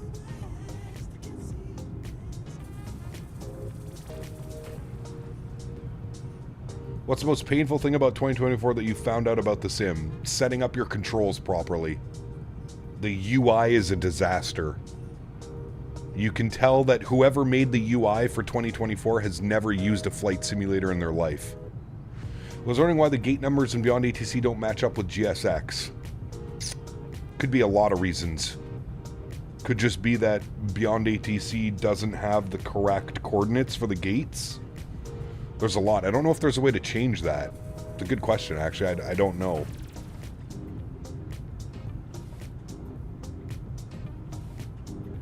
It most likely is GSX not giving you the right gate. What I can suggest is if you fly into an airport, go see if there's a GSX profile on flightsim.to. That would probably be the best help.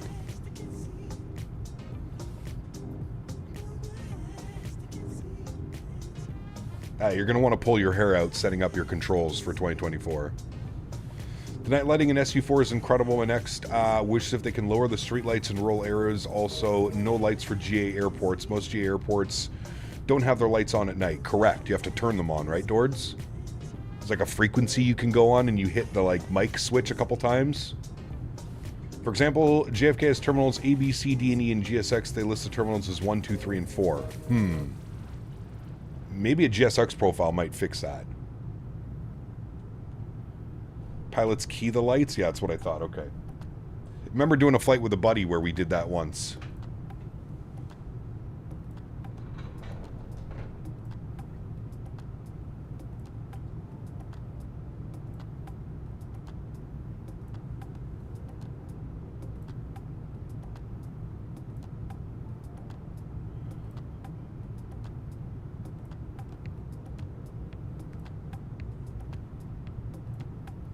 Any JFK, so I thought GSX was built into that. No, you probably have to take the, I believe the AnyBuilds, no, go to the AnyBuilds launcher and just install the GSX profile. You have to do it automatically.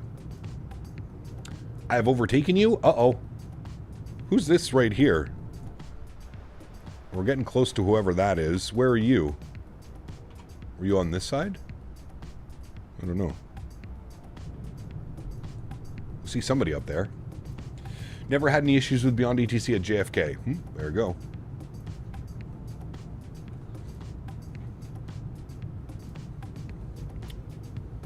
You're down below? Ah, got you.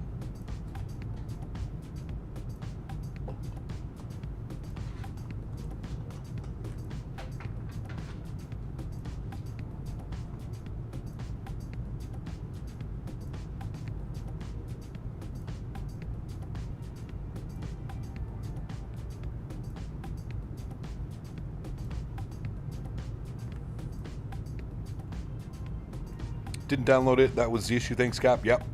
Get the profile installed, and that should solve it for you. Keyword should. Back to figuring out auto FPS? Nice.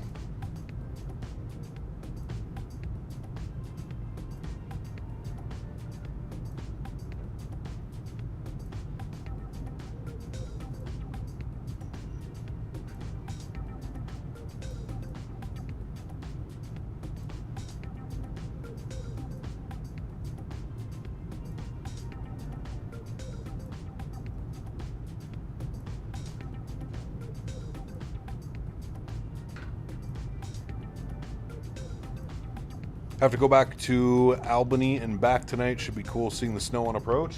Most of the snow, at least here, has already melted. I can't speak for Albany, but it's been warm enough here where all the snow is virtually melted. There's not much snow left here from our snowfall we had last weekend.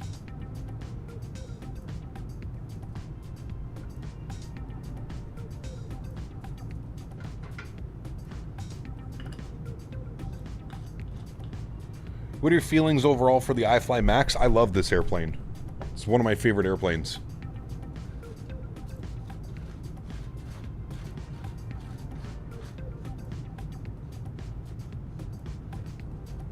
We really just need a 2024 full compatibility version, though. Did you get a chance to see the Northern Lights 3 nights ago? I did not. Nope, I didn't see them. Now, to be fair, it's been cloudy as hell here for like the past week, so I don't even know if I would have been able to see them. It's been so cloudy all week. We've barely had any sun.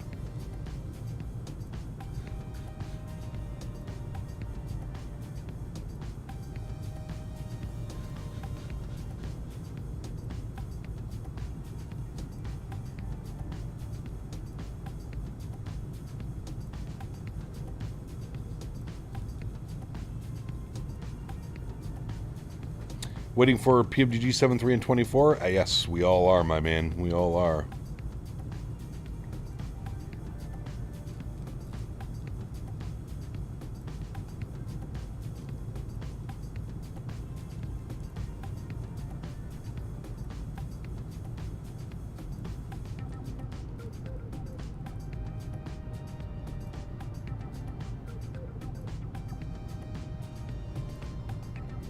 Picture on social media is absolutely stunning. Yeah, absolutely. I saw some pretty cool pictures as well. Somebody sent me some cool pictures. They say next month. Yeah, they said by the end of the year everything should be out. That means the whole lineup. So I'm hoping they don't do the tease of giving us one variant at a time. I hope that we at least get the 7 and 800 in one shot, and then maybe the 6 and the 9 come a little bit later.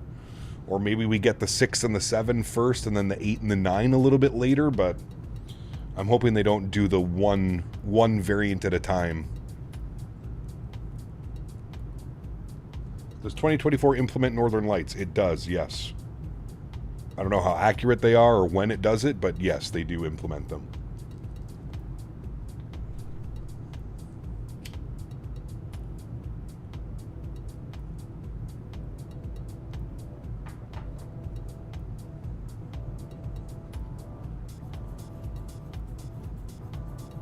Plan on doing any Saab 340 ops? No. I did not have that on my bingo card.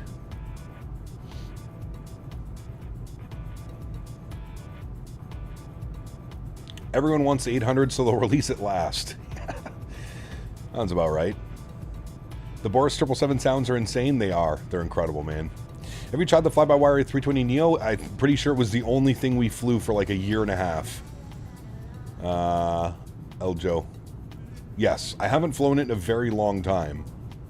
But yes, I have a lot of time flying the fly-by-wire 320 Neo. A lot of time. It sucks that that aircraft still can't do RNAV approaches or departures.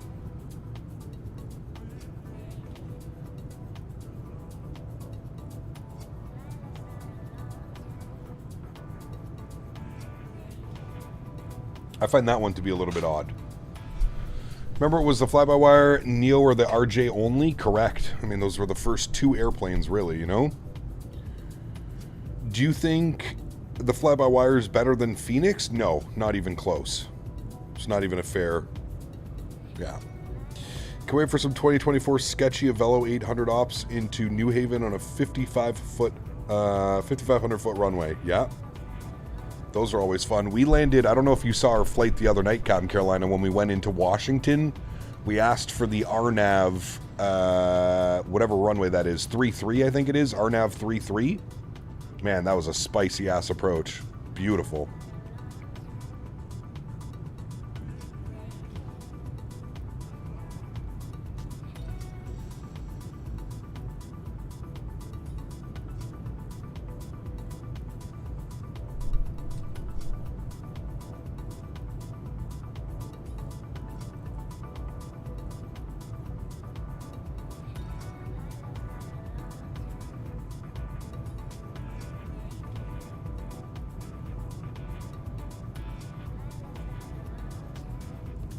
Simon! Well, hello, buddy.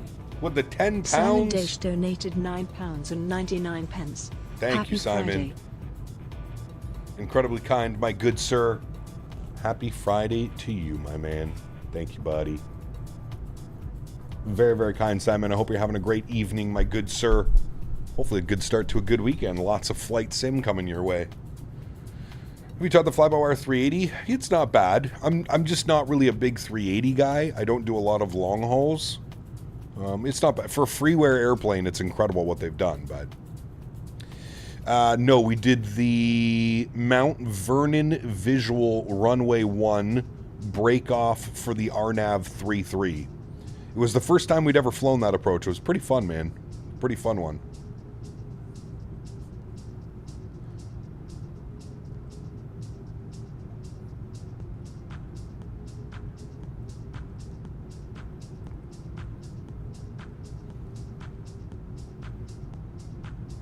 Yeah, the performance in the 380 is not very good. Correct.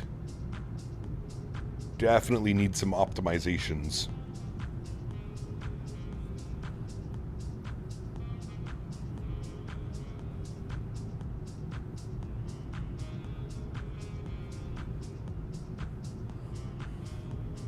Will there be any more streams later, or is this the only one, Cap? This is the only one today. We're live again tomorrow. We have just over a 5-hour flight tomorrow. We're doing Los Angeles to Honolulu. So long one tomorrow, and then we're back again on Sunday. Snoop, what's up, man? Welcome back. Hope you're well.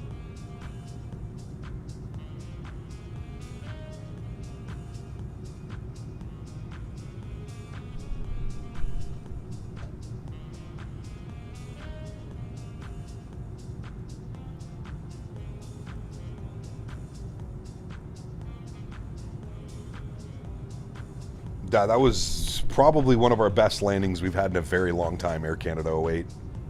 Everything just came together so nicely for that approach. It was pretty wild.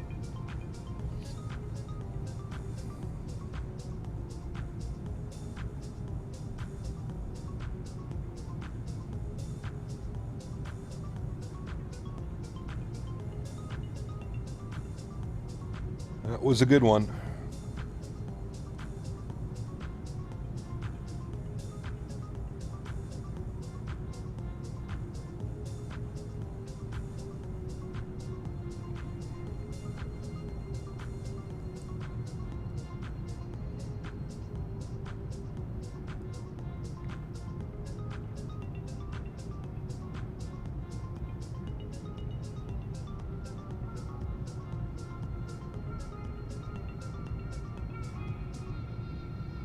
It was redemption from the Spoken in Husband Whispers landing in South African stream. Flowed half the runway. Sheesh. I will say though, after that approach, our landings in the 350 were really good following that.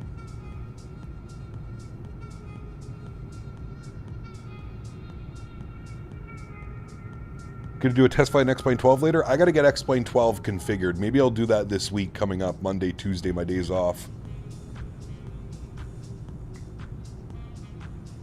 I've got to get X-Plane configured.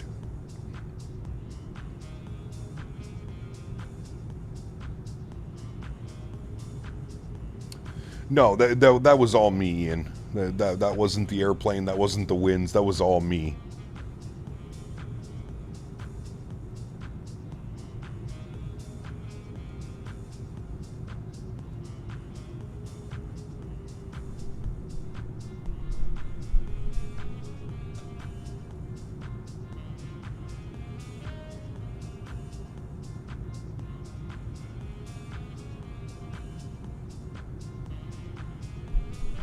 Perf to be bullock sometimes, not that bad. I've heard if you have a... I've heard you have to turn on NVIDIA Smooth Motion or whatever it's called.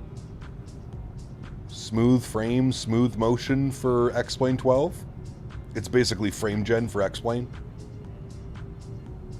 Ooh, a little bit bumpy.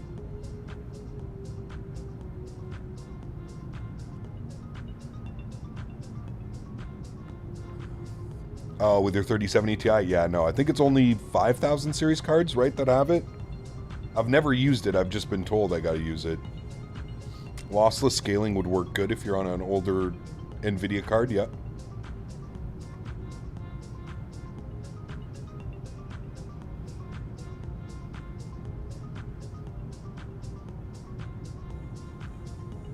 $4,000 and $5,000 series, got you.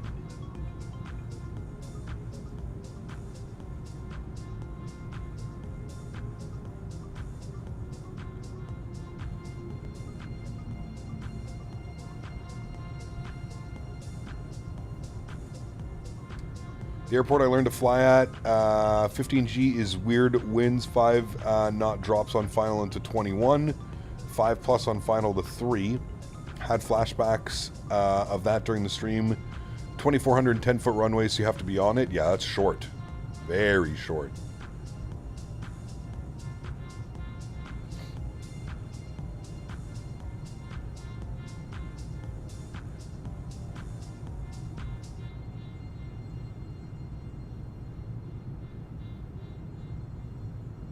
Gen Z's singing for us.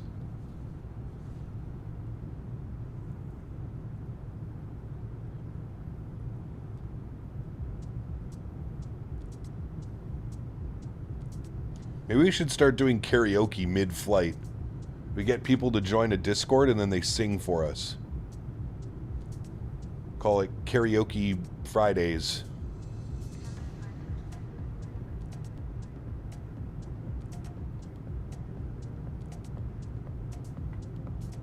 He says no. Probably a smart idea. Good afternoon, Captain Chat. A working and lurking. Bedrock, good to see you, my man. Happy Friday, sir. Off to the weekend, sir. Be careful what you wish for, right?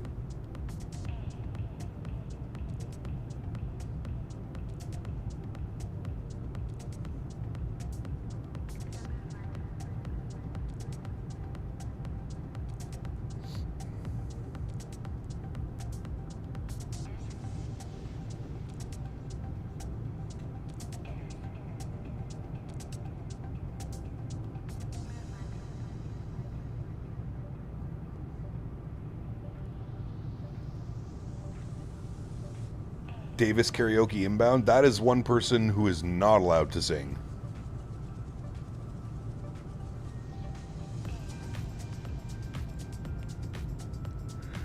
For sure, for sure. You need the 5 of us to do Backstreet Boys.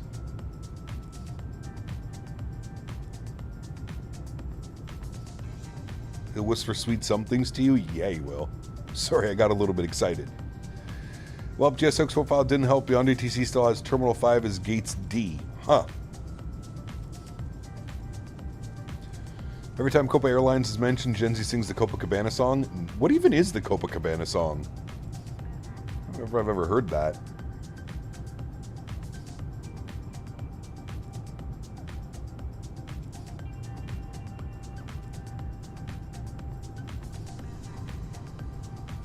I feel like Davis has a lot of restrictions on this channel. Brother, if you saw the DMs that this guy sends me, Tuggernuts, it would explain everything. Absolutely everything. Barry Manilow sung Copacabana? Interesting. I did not know that.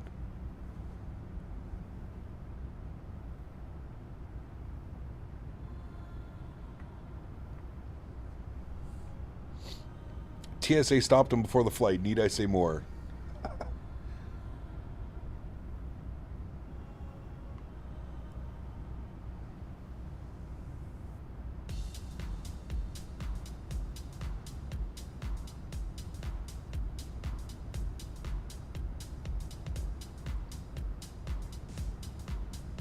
Absolutely, Duggernuts. Absolutely.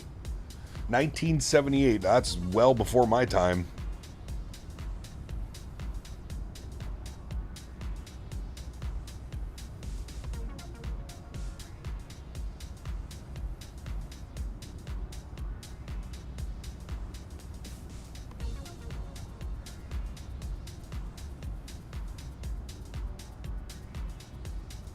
Well before my time.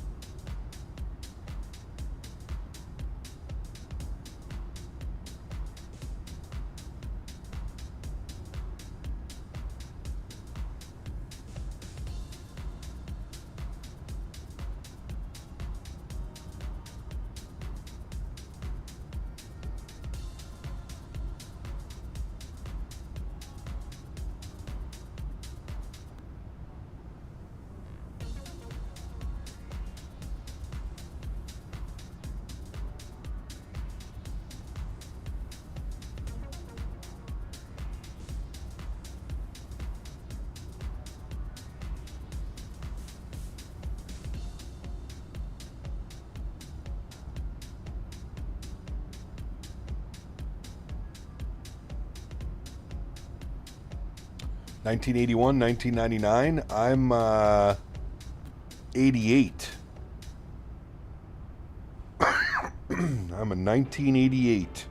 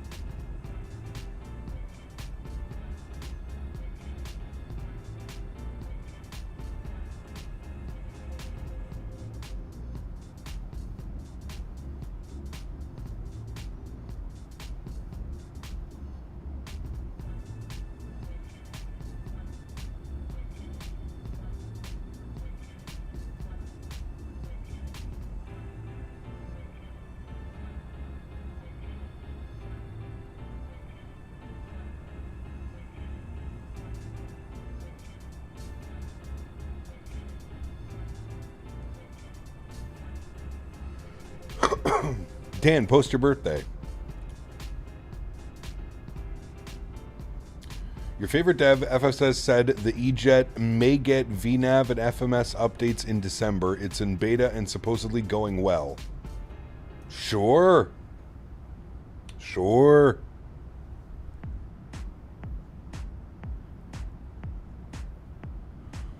I believe that's the same message that they've been saying for about the last 9 to 10 months. Because before they went to FS Weekend in the Netherlands last March, it was also in beta and they were showing it off and everything was going well. Very interesting. Very interesting.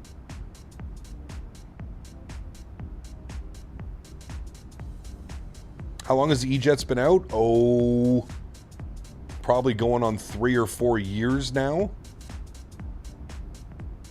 Want to buy some swampland in Florida? We'll be back in a big cap. We've got some leads on those parts locally. Gonna get on the phone. Sounds good, man. With the nature, karma, chameleon. You come and go, you come and go. Loving would be easy if your colors were like my dream.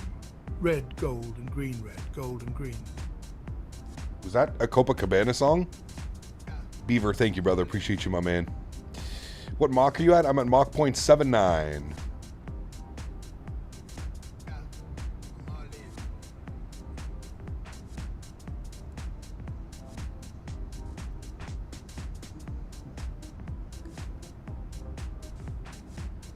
Hey man, listen, in all honesty, and I mean this, if FSS gets actual FMC and working VNAV in their E-Jets, it's a win for us. I mean, at this point, I don't think I would ever buy another FSS product. I think what they should do is they should stay away from newer jets that require LNAV, VNAV, FMC compatibility, stuff like that. And they should focus on the older jets that are just INS or VOR to VOR, etc., etc. Because I've heard so many good things about their 727. It's just unfortunate that the Embraer series has just literally been left to die.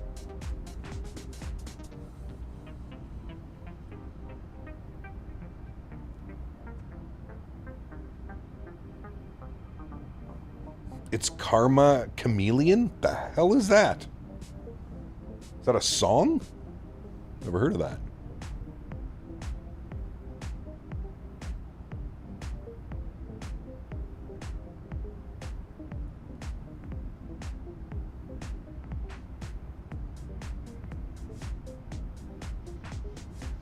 Can't wait for Flight FX's E145. Do we have a release date for that? That'll be definitely fun. I'm not too big on the E145. But that'll definitely be a fun one.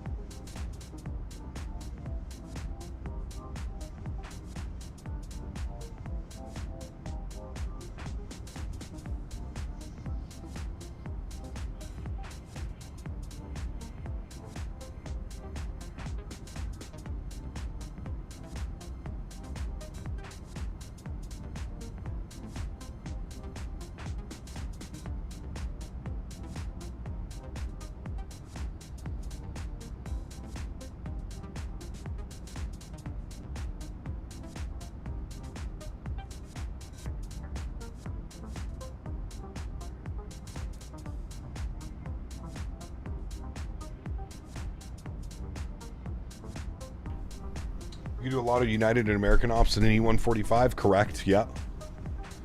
Can't wait for the E190 E2s. I don't think anybody's said that they're making the E2s yet.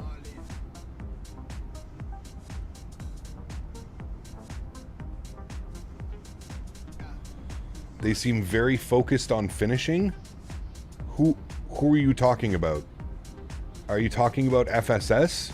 You mean the team that put out an airplane and then put out 2 other airplanes in between the one airplane that they put out that's still not working after 4.5 years? Yeah, they sound super serious and focused on finishing, for sure. Yeah, that's, man, I wish I had that kind of work ethic. That's for sure. Sheesh. Maybe I'd actually get something done if I did that.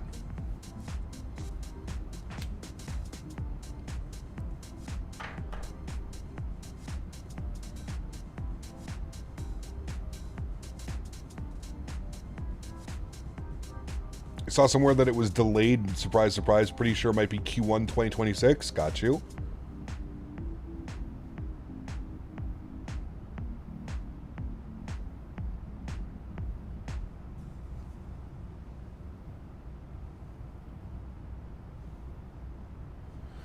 Someone better get working on that. I'm kind of surprised. Yeah, I don't know, man. I'm still genuinely shocked that no developer has come out and said that they're making a 787. That still has to be the most puzzling one to this day.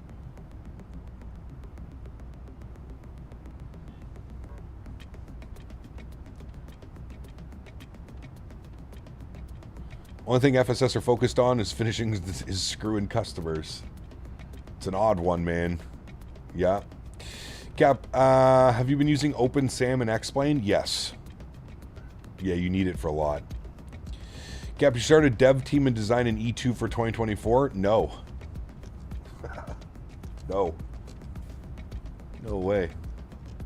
Who would have thought that calling people lazy for asking for VNAV could be a red flag? Super weird, man. They had great attitude. Yeah, I will never forget that interview, Vicente.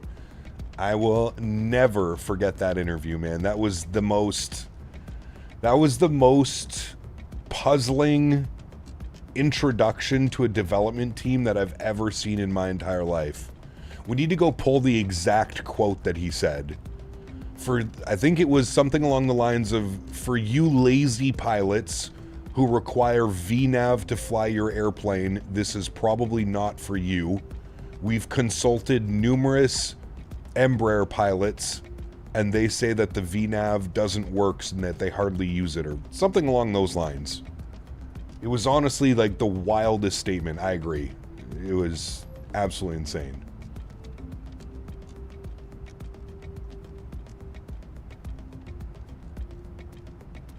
I mean, it's been 4.5 years, you know. I mean, at some point they have to have a breakthrough, but I don't believe a single word that comes from them. They'll probably release another classic jet before they get the VNAV and FMC into the E-jets. And even when they do, it'll probably go into beta for 6 months to a year with full of bugs and all kinds of random shit happening. They'll probably release another airplane afterwards. You'll see. Their FMS has been in beta testing. It's almost been a year since the FMS hasn't been in beta, because they introduced it in March, last March. Yeah.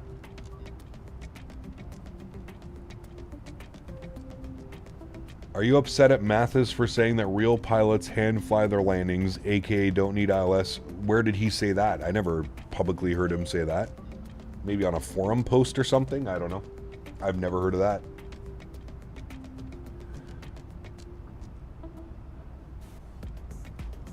Also, I don't think I've ever had any issues with the RJ capturing ILS.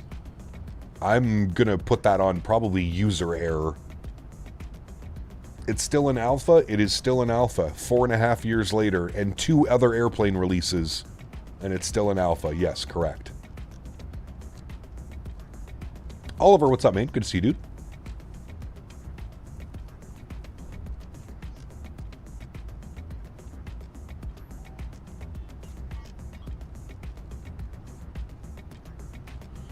It was in the Aerosoft forum 4 years ago when the CRJ first released. It was an issue at release, later addressed for the most part. I don't remember that. I don't think I ever have had an issue with the RJ capturing an ILS. Now the VNAV in it is buggy as hell. It'll chase descents and do weird stuff. Which I'm sure the E-Jets are going to do because it's the same guy. The same guy that was in charge of Aerosoft development and stuff is the same guy that's in charge of FSS development. That wouldn't surprise me.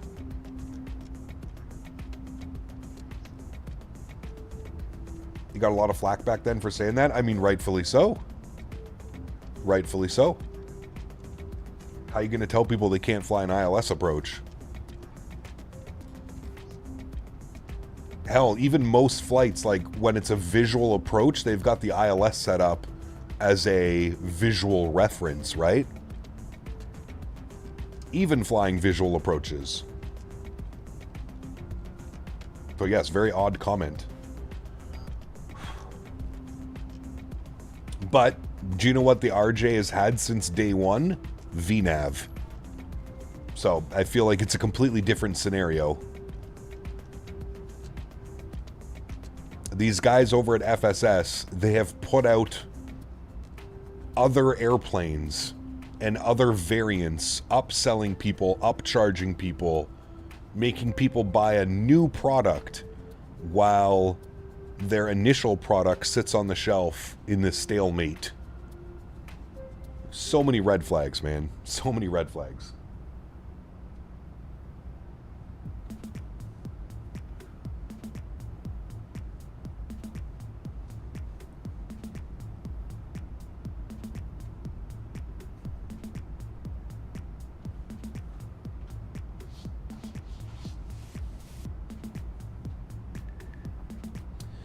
I wish the RJ had auto throttle so I could walk away and make a sandwich or something.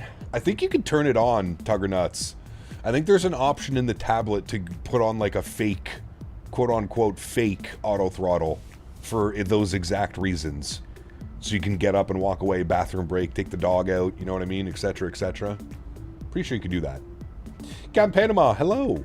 From Panama, Captain Copa Airlines NG Max. Looking forward to my graphics card arriving. 5070 Ti, happy landings and MPTO.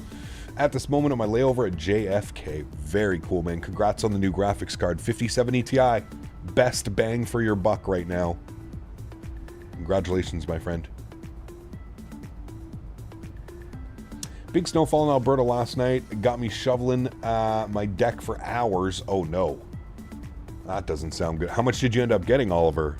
We got about 6 inches last weekend. It's kind of all melted away, to be honest with you. Have you downloaded the original SAM library? No, OpenSAM. I don't think you can download the original SAM library, good man. I don't think it's available anymore. Part of the problem with X-Plane as well right now is a lot of the libraries and stuff that you need to run third-party sceneries are just not available anymore. It's kind of a pain in the ass. We doing the return flight? No, we have a long weekend of flying, man. We have a long haul tomorrow, LA to Honolulu, just over 5 hours. No, only one leg today. Should be right in at 3 hours, just over 3 hours on our flight time today.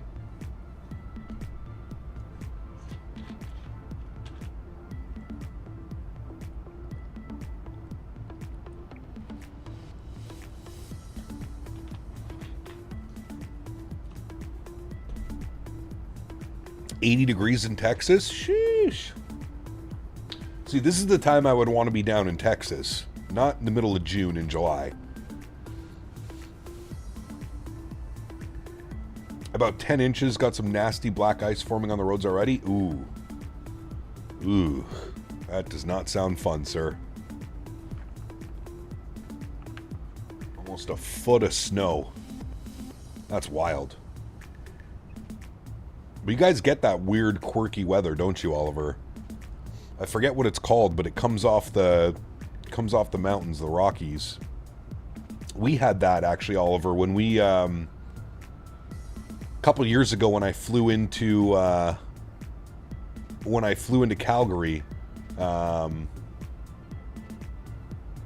Weather had been beautiful. It was like 18 degrees the day before. I arrived and it snowed. and it snowed all night. And there was just the storm, the snowstorm literally just sat like around Calgary and just dumped snow. 5 hours, come on, do Tokyo to Toronto. The reverse route is a full 14 hours, brother. I don't even know how you're surviving, Andy. Are you even able to, like, did you sleep a little bit at least? Or is it just watching movies and... The only time I've ever been able to sleep on an airplane is when I had a lay-flat pod. I find it so difficult to sleep in an upright position in economy. I saw it go from -20 to +12 in 3 hours in Lethbridge. What the hell? That's wild. That's actually insane.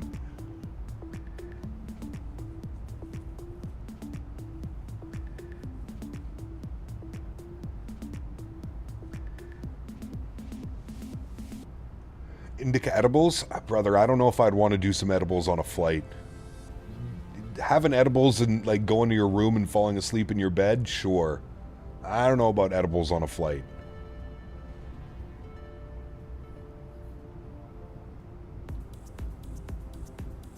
Now I'll rip a fat J before going to the airport, no problem. Sleep was easy on my trip to China, 8-hour flight, then 12-hour flight. Man. Last year it was -45 for 5 days straight. Man. That's brutal, dude. That is brutal. I mean, to be fair, Oliver, I feel like we get that as well here.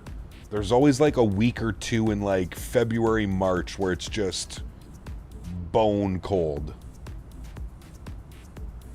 Took 3 30-minute power naps. If I can get to bed by 9:30 tonight, I'll be good. Hey, there you go. That's right, too. Your time zone's going to be all out of whack. What was the time difference, Andy? Was it 11 hours, 12 hours? Like, what was your body clock? Probably took you a while to get adjusted as well. Do MDMA before the flight. Fuck that, dude. I haven't done MDMA in probably like 15 years. I don't know if I don't think I could ever do any of that shit again, man. I get like I get anxious just thinking about that stuff. Go full Davis. Oh man. Using indica strain about an hour before bed each night this week. One of the best sleeps I've ever had. Dude, Tuggernuts, I'm telling you, man, ever since Dan came here and convinced me to just microdose or very low dose edibles, brother, I have had the best sleeps of my life the last like 2 weeks. I'm waking up every morning refreshed, ready to go. It's completely changed my entire mental thought on edibles. I always thought edibles was like...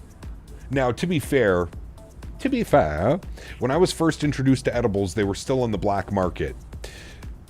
There was no like 5 or 10 milligram gummies or anything like that. It was like, you know, 500 milligram chocolate bars, cut a little piece off the chocolate bar and eat that. But even that is too much. So I just always had like just a bad rap. You know what I mean? Like I just always thought edibles were just, they screwed me up way too much. And I didn't like that, you know, I didn't like that feeling. But man, 10 to 20 milligrams of indica, couple hours before bed, brother. Man. Cattle class sucks though. Got a window, the wife has the middle, and some dude has the aisle who's been sleeping for the last 4 hours. Lucky boy. Used to go to the bathroom in an airport and rip the THC cart, then head right into the plane boarding last call. Fucking guy. You're wild, man. Absolutely wild. 14-hour time difference. There are 14 ahead. So we left Friday at 6 p.m. Tokyo time, landed Toronto 4:30 p.m. on Friday. That's so weird, dude. It is so weird. My first edible was a 100 milligram cookie and I thought I was going to die. Dude, I mean, I've told you the story, I think, right, Tuggernuts, about my buddy and I. We split a 500 milligram chocolate. Dude, we went to work the next day and like, he was like, I'm pretty sure I died last night. He was like, I was going to call you at like 2 a.m. to see if you were freaking out as well. It was an awful experience. Awful. I have THC butter in my freezer that I'm frightened of. Nice. Just take 2 shots of tequila before the flight and then wine on the flight. Oh, brother. I don't know if I would enjoy drinking on a flight, man. I mean, I've done that. I've gone, you know, I've gone to Jamaica with buddies and shit like that. We've done the whole pre-drink, then pre-drink at the airport bar, get on the airplane, order drinks, get off the airplane, order drinks when you're at your resort. Man. I rip the card on my flights to Toronto all the time. It's the best. Yeah, like, I don't mind doing something like that. And luckily, because it's legal here, federally legal, we can bring it with us, and yeah.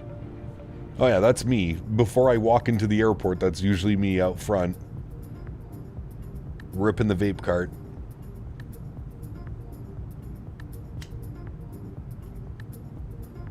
First was a cookie at a buddy's.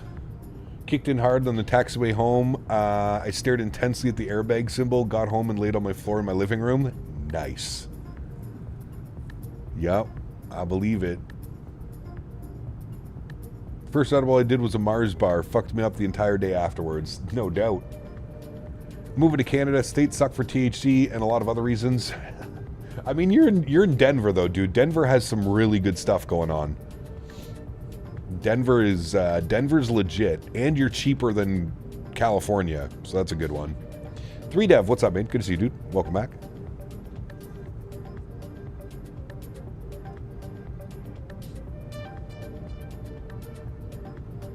At first look, I thought you were flying the United MAX in the Continental livery. Yes, but we are not. We are flying Copa. Copacabana.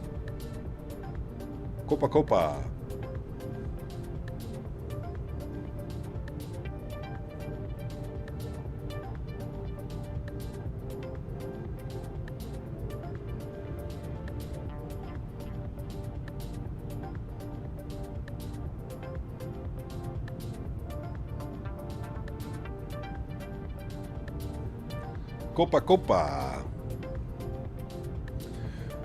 Body bud was so bad the first time. Yeah, well, I tried explaining it to my buddy Wayward. For me, it's very similar to like a hash. Like, does that make sense? You know how like a hash high is very like body high? Yeah. Thank you, Oliver. Appreciate it, man. But the Fed started their first test subject to banning THC recently. Hemp products ban was slipped into the government spending bill. I did see that. Now, to be fair though, Tuggernuts, I think what they're trying to do is they're trying to focus on the people selling THCA flower. That's been like a major boom recently in like Texas and other states where it's not legal. There's this huge uptick of illegal sellers and stuff going on. I think that's kind of more what they're focused on. The Delta 8, the Delta 9, the THCA, because it's technically being sold as hemp. Like you can go to like, and you can order this stuff online. No check to see if you're of age or anything like that, right? I think that's kind of what more the problem is. Have you tried Delta 9 carts? No, absolutely not. Why would I do that? Why would I smoke some fake derivative of marijuana when I can federally, legally go purchase everything that I need?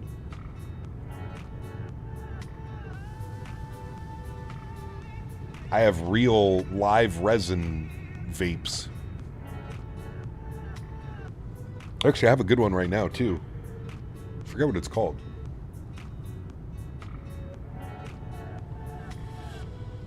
Yeah, of course, Sucker Nuts, of course. A little bit of turbulence. There's a little island down there, chat. You see that? Little tiny island down there. I wonder if anybody lives on there. You can see the reefs all around. There's actually a couple little islands. Those are probably sandbars more than anything. But that's an actual island. I wonder where that is. Where are we? This is a Colombian island. Oh, there it is right there. Is there anything on this island? Nope, doesn't look like it. Maybe some coca? Cocaine?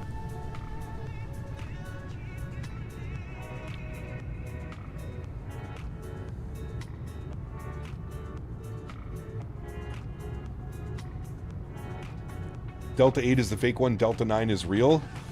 Nah. They don't... They're like 0.01 like THC levels. There's no point. There's no point in consuming that if you're looking to get stoned. Got her on cap. We'll make it back for your landing, but I'll be on tomorrow. Have a good day, Tuggernuts. Thanks for hanging out, man. Appreciate you, buddy.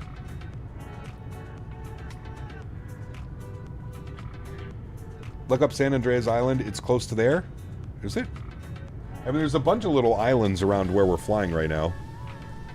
There's a ton of them, actually. There's some on the left side. There's some on the right side. Apparently, Colombia also owns this part of the ocean. I'm guessing. I don't know. There's this one. This actually has an airport on it. Isla Provincia. Who owns that one? Colombia as well? Interesting. How come Colombia owns all these islands out here? Colombia is all the way down here.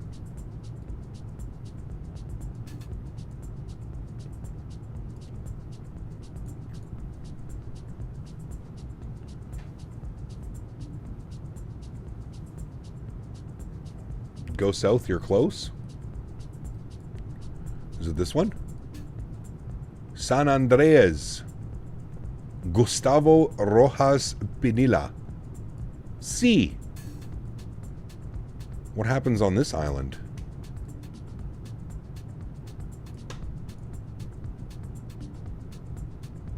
C. Have you been there, Brody? Or has anybody been there? You're from Provincia? Are you really, Kieran? That's pretty cool. I didn't know that. That's Diddy's Island? Uh-oh. I don't want to go there. I bet you Davis makes weekly visits. You don't want to know. Uh-oh. Copacabana Airlines just needs some Barry Manilow music, right, Steven? 1978, somebody was saying earlier that song came out. Where's Epstein Trump Island? God knows. God knows.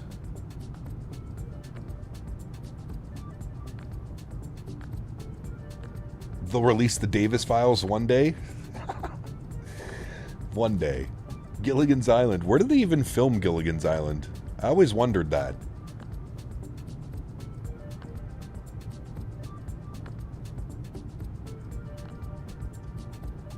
Brother, that show when I was growing up in the 90s, man. Smooth cruise. Alex, good to see you, my man.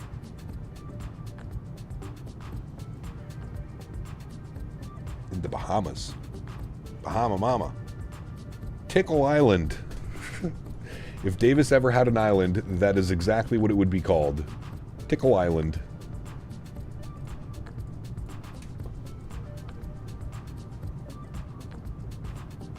In Cali on the soundstage. Was it really? Have a soccer ball in vain called Wilson? Correct. It's a great movie too, man.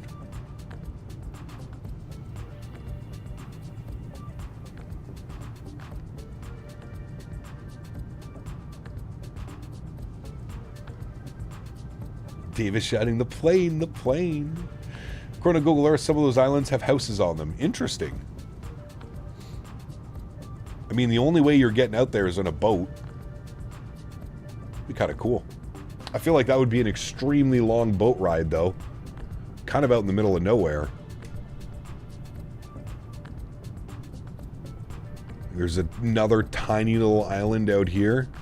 This one has a helicopter pad. What's going on out of that island? You can just see it, actually. It's right there. Apparently that has a helicopter landing. Huh. The more you know. Dublin Airport was hit by Storm Claudia today, up to 40 knot winds. Ooh. Some spicy Ryanair landings, I'm sure. drugs. It's always drugs. Speedboat, perhaps, or amphibious airplane. True, actually, Malx. Didn't even think about that one. Indian Oceans has Sentinel Islands, where lives the tribes that don't have any contact with other humans. They killed a couple missionaries who went there. Very interesting. I did watch a documentary on that a while ago, something. It was a guy, right? A gentleman who went there, a young guy. Magnum PI. Nice. That's Pablo's Island? Nice. Do you have any interest in sailing across the ocean? Been into YouTube videos lately, people sailing from the US to Hawaii? Not really, to be honest with you. It's funny enough to know because I actually grew up sailing. My grandfather was huge into sailing. They had a sailboat. They used to sail all over the place. Every summer, they would go sailing and stuff. But no. I do watch Sailing La Vagabond, though. I don't know if you've heard of that YouTube channel. They're pretty cool. They sail around the world. Riley and Elena. Finally got open salmon work. Nice.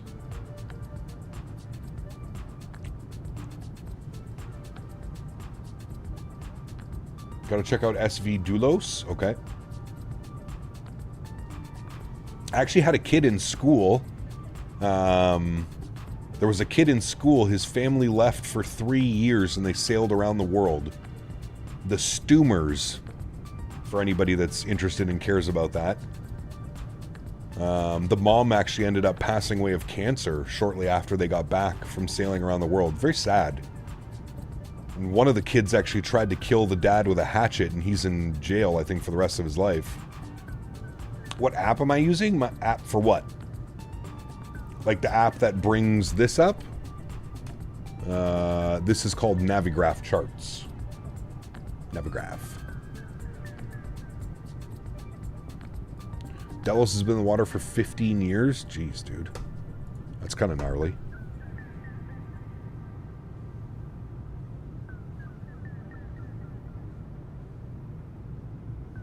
Stoomers sounds like a great Netflix show. They've made some documentaries here in Canada about it. I would assume they probably don't go further than Canada, but there have been some documentaries made. All right, let's get a little update on the weather. We are 180 miles from top of descent, chat. Let's get a little brief update on the weather. Winds are now showing 040 at 7, so very good that we planned 3 right for the arrival. Variable showers, scattered, is that scattered, broken, or cumulus nimbus, 1,800 feet? I feel like that's very typical weather for Panama. Circumnavigated the world. SU4 5090 GPU, SU3 5080, exclamation point specs. Hey Cap, do you prefer a side stick or a yoke for flying? Completely depends, man. I really like both. I don't really have a preference, to be honest with you. I love flying Airbus because it feels like you're flying a refined Cadillac in the sky. But I also love the hands-on feel of flying with a yoke. There's something special about flying with a yoke that's very nice. Hatchet, great kids book by Gary Paulson, also made into a movie. Actually deals with a plane crash and survival. Interesting. Never heard of that.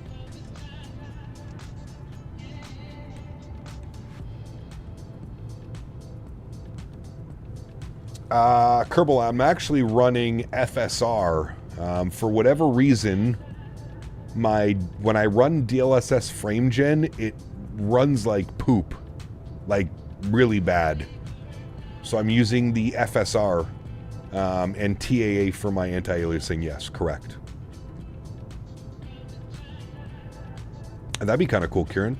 ATR 42 from Provinciala to San Andreas Island. Have to run Cap another appointment for the little one. Smooth landings. P Thibs, take care, my man. Have a great day, brother. Hopefully I'll see you tomorrow for the long haul. Tomorrow's going to be a fun one. Honolulu.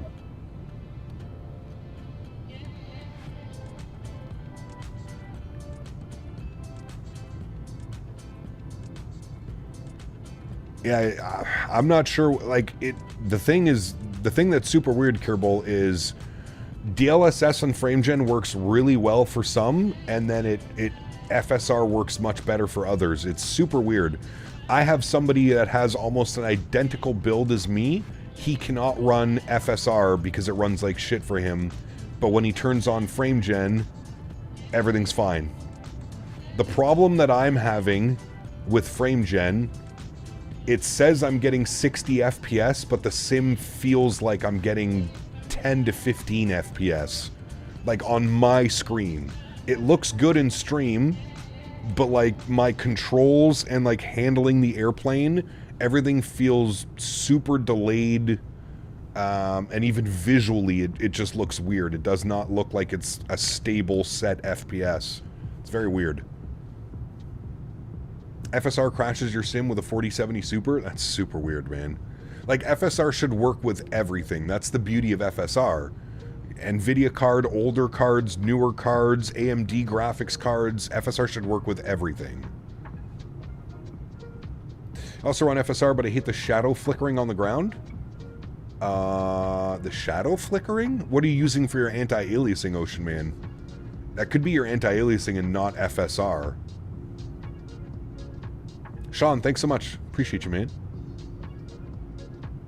TAA is the only way to stop that delay. Well, I was using TAA as well. That's why it was kind of weird.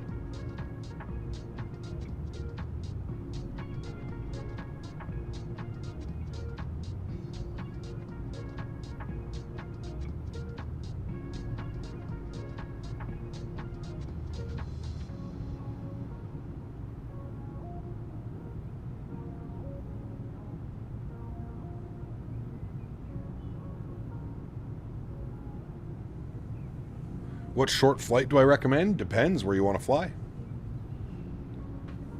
Summer went to visit my family. It's good there, but I live in the Cayman Islands. Nice.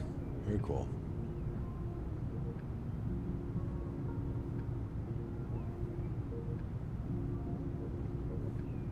Life begins at 40. Good to see you, my man. Welcome back, brother. Hope you are well, good sir.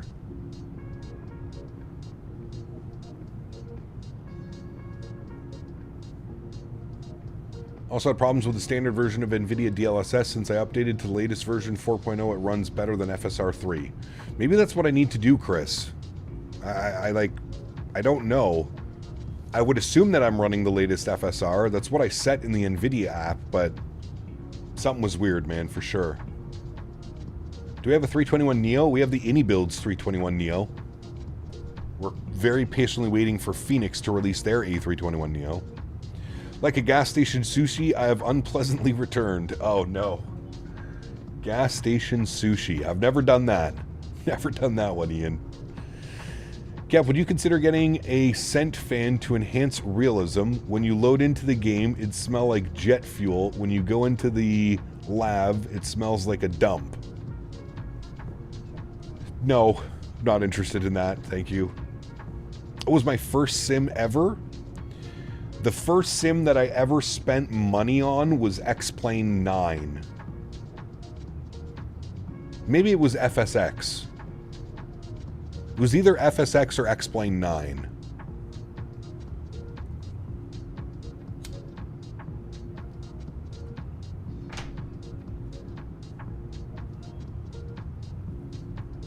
Curious to see whether NVIDIA or FSR 3 runs better once my new system is installed. Yeah, you'll have to do some tests for sure. SimCity. Nice. I just said hello. Good to see you. Life begins at 40. That's what I just saying. Hello. Hello.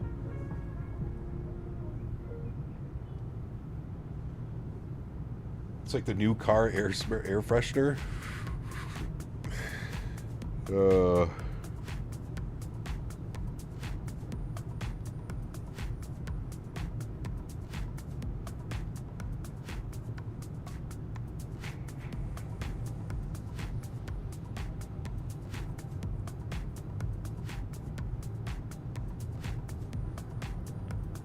You can give an explanation about the two islands? Okay.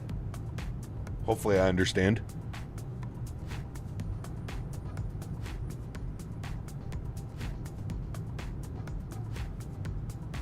Do we see land ahead yet? Not really. Just a bunch of cloud.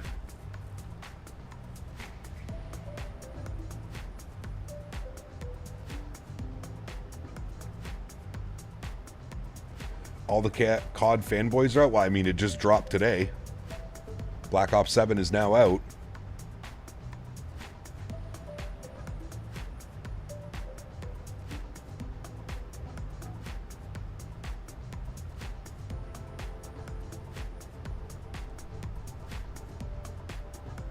That's alright, I'll be on Battlefield tonight.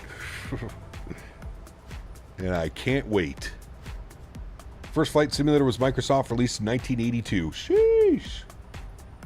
So, Kerbal, I remember my grandfather, I mean, ever since I was, like, as early as I can remember, man, probably like 4 years old, 5 years old, he used to build computers. It was like his favorite pastime is every time a new component would come out, he would go and build a new computer. Every 2 years, he was building a new computer with a new graphics card, new CPU, and I can remember sitting on his lap with a little Logitech Flite joystick thing and flying airplanes. As long as I can remember. I remember FS95. I remember FS98. I remember FS2000, 2002, or 2001, whichever one it was. Yeah. How do you actually prepare when you do a stream? Do you have to prepare a lot of things? I mean, it's pretty much all in like a flow state now, Chris. Like, I'm pretty good at it. I usually wake up, have a little breakfast, little fruit or something like that, a banana, some blueberries. Then I usually take Henry out. We're usually out for a half hour, 45 minutes in the morning. Take him on a nice walk, let him go into the back of the property and run around a little bit, get some of the zoomies out. And then I usually sit down.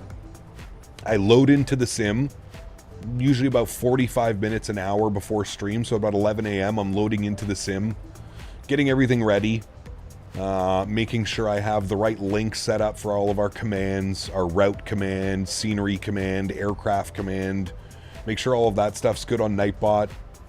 Then I look at Flight Radar 24, I grab our flight number, I put it into SimBrief, I file our flight plan while the sim is loading in, then I load into the airport.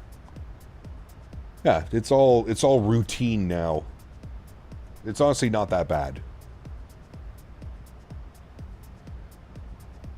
The biggest pain in the ass is probably dragging the green screen out and getting all the lights and everything set up.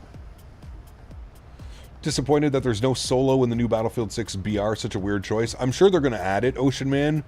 I think right now they probably just wanted to keep the server load to a minimum. It wouldn't surprise me if solos gets added very soon. Especially now that Black Ops 7 is out and a lot of Call of Duty people that were playing Battlefield will move back over to Warzone and Call of Duty. I'm assuming solos is gonna be coming. Tried New Sky? Never tried New Sky. Nope. Started in 1982 in Microsoft as well. I used to mow the lawns as a teenager in my neighborhood. It gave me as a payment. It came with a really nice book. Kept me out of trouble for a while. Nice, Fernando. Very good news, man. That's what I always tell my mom and my fiance. The flight sim keeps me out of trouble. My mom was up in arms about building a new computer. She doesn't understand, right? Like, to her, my old computer still ran, so therefore it's still good. So when I told her that how much money I spent on a new computer, she was all up in arms.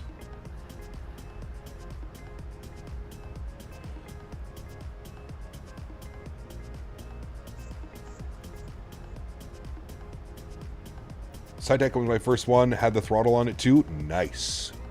I remember my grandfather had a CH yoke that he got from his neighbor. His neighbor was in the military and he ended up having to move away. And he gave my grandfather a CH yoke and it had a little throttle on the side of it. I think.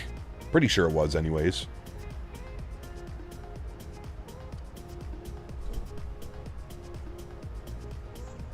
And then I remember when I got my first hand-me-down computer from my grandfather.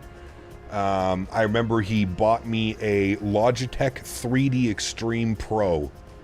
And for, man, years and years and years and years, I used to just sit there and fly with my 3D Pro, man. I still have it. I still have my original 3D Pro, chat. How crazy is that? That thing's not... I'm never selling that. I'm never throwing it away. It literally just sits. And you know what's crazy? I bet if I plugged it in today, it would still work. That thing... The way that it's built and the way that it's designed, it's just for life. Maybe that'll be a fun stream we should do one day.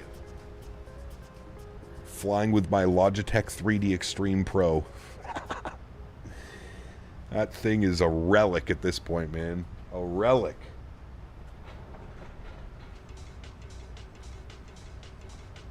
Still run the 3D Pro my cousin gave me years and years and years ago. Hell yeah, man. I'm telling you, those things don't... It's like somebody, like Wayward said, they're bulletproof. I'm door dashing some Chick-fil-A? You're lucky that you can do that. Chick-fil-A is too far away from me to DoorDash. I'm staring right at mine. Hasn't been touched in years. Oh, dude. The 3D Pro. I'm trying to think the last time I used it was probably like 8 to 10 years ago. I would say that's probably when. Because I remember upgrading from... in like 2016, 2017 was probably the last time I used it. Because I remember upgrading from the Logitech to the Cytec yoke system. I bought the Logitech with the rudder pedals and the yoke and the throttles.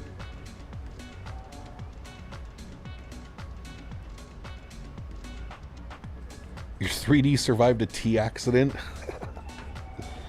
Nice. Besides the wicked null zone you have to set, it still runs great. Yeah, no doubt. No doubt, man. What's crazy is you can still buy them brand new from Logitech. They're still making them after all these years.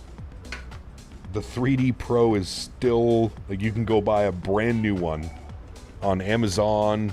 I think Best Buy has them too, maybe even Walmart. But for sure, like, Best Buy still carries them, and yeah. Bobo, what's up, man?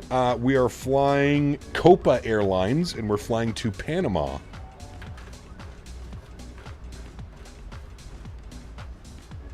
Now, is Panama considered South America, chat?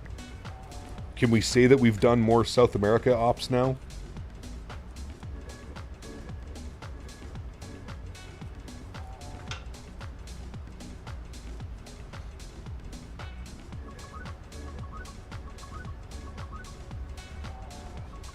Central America? Damn.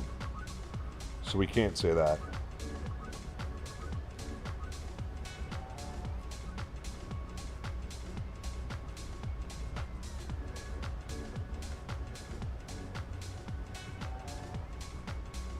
You know what we need to do with the new PC chat as well is we need to go take this to, we need to go back to Brazil. What's coming first, the A220 or GTA 6? 220. Want to laugh? I'm still using my CH Pro pedals. Might be time to replace. Sheesh. My man. Going full retro. I mean, if they're still working...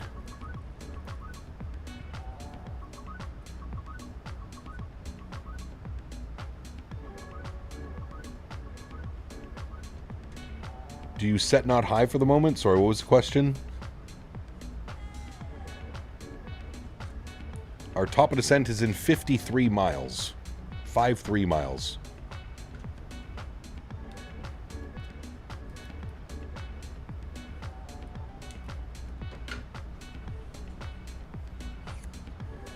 Take care, Crowball. 737, yes, this is the 737 MAX8. The MAX.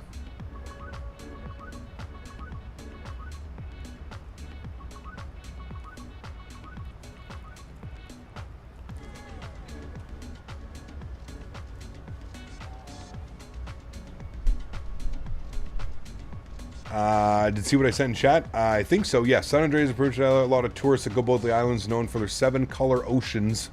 And the food is good, traditional music, and more goes on. I was born in San Andreas Island. Very cool, man. Very, very, very cool. Cap question, do you still have your DVA aircraft downloaded? I do for FSX. DVA? What's that? I'm going to assume no, because I don't know what that is.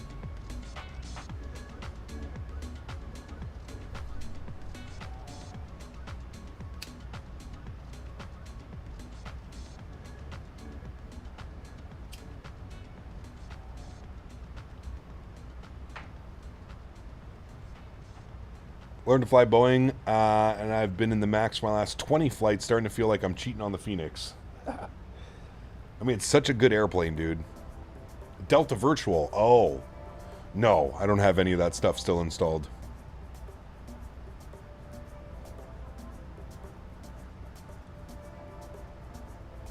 Need to fly to SCNT?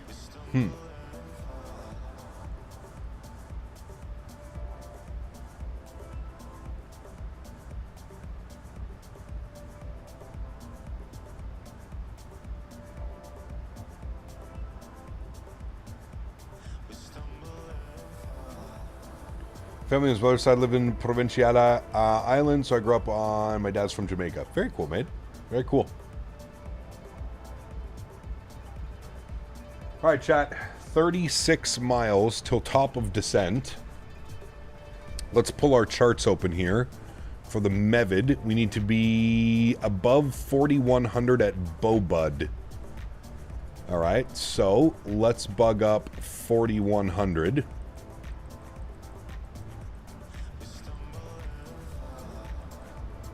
Alright, 4,100 is in, and then we need some frequencies. We are planning for the ILS Yankee 03 right from Bobud.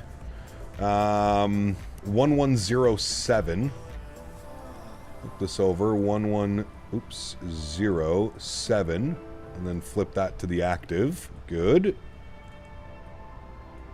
1107, and then flip that to the active. Very good. Approach course is going to be 33. Good. 33 on this guy. Very good. We'll use auto brake 2, so we'll set that now, and then we need our minimums. 228 on the ILS on the Barrow. 228.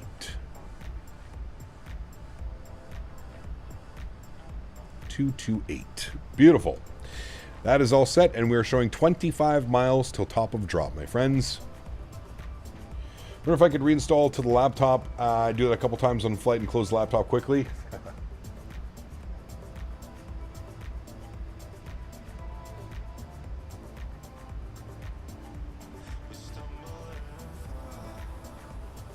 I remember being able to run FSX back on like integrated graphics in the day. Didn't run the best, but it worked.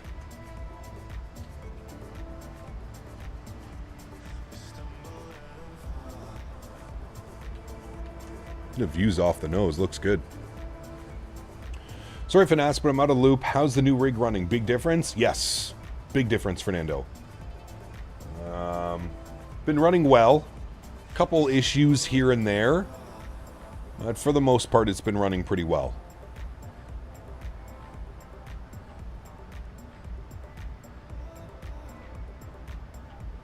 The PC is a tank. It's running cool, running smooth, no issues. Scared the passengers next to me, flight attendants were laughing at me. Nice.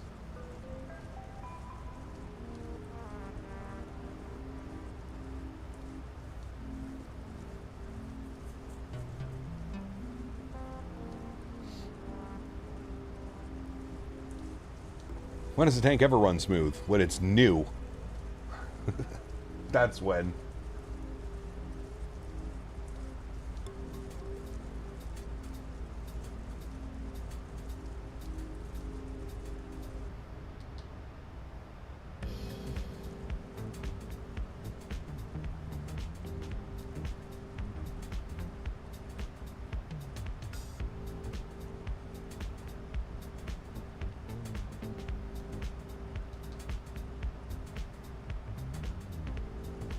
Funny, we just switched over to an the optimum altitude is now 39,000 feet and we're 9 miles from our descent. Cap, what should I do on my next E320? I won't even question, I'll fly it. E320. I don't know. Where do you want to fly? Why do some streamers put I'm a real pilot? Because they're real pilots. That's how you get more people to click your videos. And that's how you get people to be more respectful in your chat.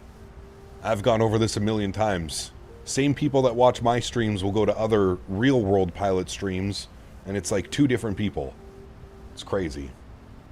0 luck on the parts locally, different years, different springs on the clutch, internet time. Uh-oh. What's flight sim do you find the best, X-Plane or Microsoft? I prefer Microsoft, but they're both viable options. I'm a real agent, my man.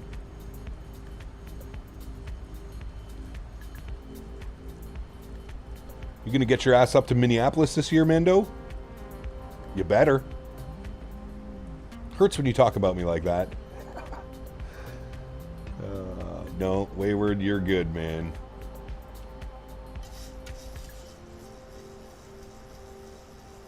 Yes, sir. Good news is that when you order an authentic Ian, he's an asshole to everyone in stream. That's my guarantee. Nice. I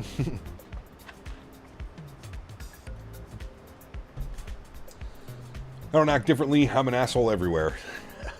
Nice. This is Mr. Simon.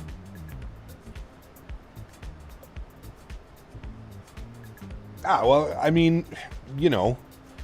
The way that I look at it, Oliver, is... I mean, I don't think you're wrong in the way that you're looking at it either. There's definitely something like that going on. But like I said, man, it's...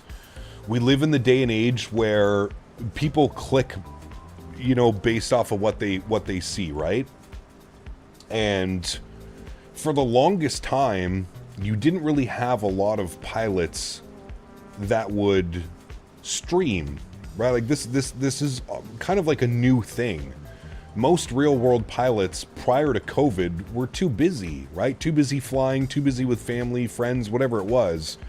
COVID hit, and a lot of the pilots were furloughed. A lot of the pilots were on light duty or schedules, and they had all this extra time. And it's become, I would say over the last probably 3 or 4 years, it's become pretty common now in the flight sim scene and industry and streaming to see a lot of real-world pilot. I mean, shit, dude, I can count off the top of my head big content creators, streamers that are also real-world pilots that, you know, 4 years ago, 3-4 years ago, were not even thinking about making YouTube videos and channels and streams and stuff like that, right? And the flight sim community is... You have a lot of people in the flight sim community that want to become pilots or can't become pilots but want to take it as seriously as they can. And, you know, the best way to learn and the best way to get a grasp of these simulators is to follow people who do things properly or real-world pilots, you know what I mean?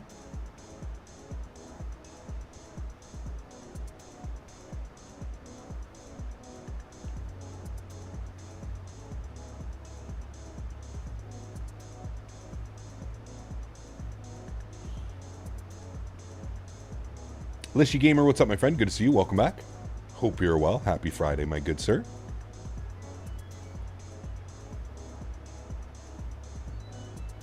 Talking about going back to Brazil, I just did SBSB to SBVT. Very good approach. Nice.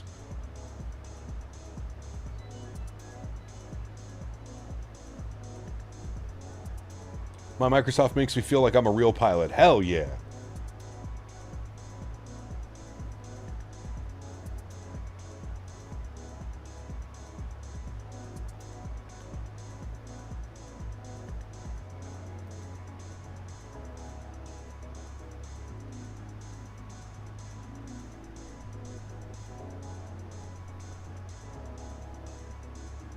I think regardless of how you look at it, I think it's good for the flight sim community. I don't have anything against it, to be honest with you. If you're a real pilot and you want to put real pilot in your title, that's up to you, man. It's not, you know, I don't think it makes any big of a difference. I think it's good for the flight sim community. I mean, the amount of things that I've learned from watching a V1 stream or a Flight Deck to Sim stream or, you know, any of those real world guys, the amount of knowledge that you can take in from a stream is pretty, you know, it's, as long as you don't think about it too much, you don't try and put yourself in like a shitty mindset, like, oh, this guy's just trying to clickbait or this guy's just trying to do that. It is a good thing, right? Anytime you can have, you know, professionals in your chat and you can learn things the proper way or be taught things the proper way, I think that's a great thing as well, right? Like, I don't think that's a negative thing. I think it's good that we have, you know, I think it also speaks volumes to how much the Sims have changed in the last, you know, like it's the way that these simulators are now with such high fidelity. It's allowing a lot more people to take notice and jump into the hobby. So, I mean, I think it's all for the best, man. It's all for the best. What what I've mentioned and what I'll continue to mention, what boggles my mind, though, is how people can come in here and just be so disrespectful to me and to my viewers because I'm not a real world pilot. And then I'll go watch a V1 stream, or I'll go watch a Flight Deck to Sim stream, or a Black Box stream, and I see the exact same people who are being assholes in my chat being nothing but like outstanding citizens because they're watching a quote-unquote real-world pilot. That's what drives me bananas. Is like, if somebody's in this community, it shouldn't matter whether they're a real pilot or not. I also understand not liking some people's content and other people's content. I get that. I 100% get that. But yeah, that shit drives me crazy. The disrespect that a lot of people get because they're not quote-unquote real-world pilots versus how they act and how they treat real-world pilots. It's quite sad, to be honest with you. Like, it's, you know... I know some amazing content creators, damn good virtual pilots, that aren't real, you know, that aren't real world pilots, and I'd probably prefer to watch them. But it's a thing, you know. It's one of those shitty things, unfortunately. You know, it's how you're not going to stop it, right? People are going to be people, but that's the one that like truly boggles my mind. Is how you can have somebody just be such a piece of shit, and then you go over to another stream and he's just literally the perfect viewer. You know what I mean? I guess that's what I find is, and I don't know, like, you can't put that on the streamer because it's not, you know, Flight Deck to Sim or V1 or anybody. That's nobody's fault as a streamer. You can't blame them for some of their audience being weird. But it's just, yeah, that's something that I've noticed ever since there's been like a major uptick in these real world pilots now streaming. That is definitely the one downside that I've noticed is there's a lot of disrespect. There's a lot of, well, you're not a real pilot, so why would I listen to you? This person said you should do it this way, so I'm going to do it this way. It's okay, man. No problem, you know? Rowie, what's up, my friend? Welcome back. Please, sir, if anybody can help give me some input. I'm currently in a very tornful situation whether to purchase the iFly MAX8 or just wait for the PMDG 737-800. Well, the MAX8 is a fantastic product. And I mean, if you're asking, I don't think you'll be upset with either one, to be honest with you. both aircraft are going to be really good, and they're probably going to do what you want them to do. So really it comes down to what developer you want to support and or what you prefer to fly, an NG or a MAX. You know? What's our flight? Today we're flying from Tampa to Panama. Tampa to Panama. I think people fail to realize that different airlines do things differently too. There's not one right way to do anything in an airplane. Correct. Yep. SOPs are very different. You are very correct. Thank you, Jonathan. Appreciate you, man. Internet's a weird place. Yeah, it is. Plus, a lot of disrespect mutts have 2 different accounts. Oh, yeah, that's a very common theme. Very common theme.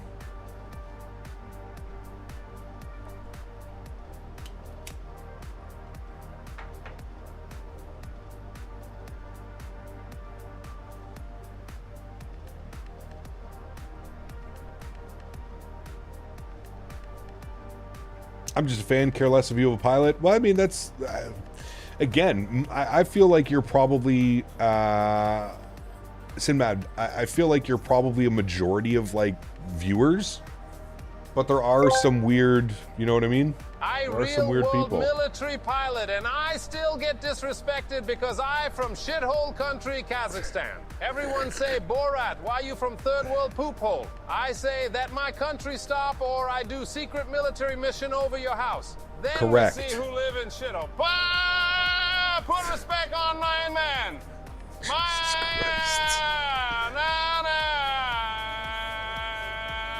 Well, you broke him. What the f...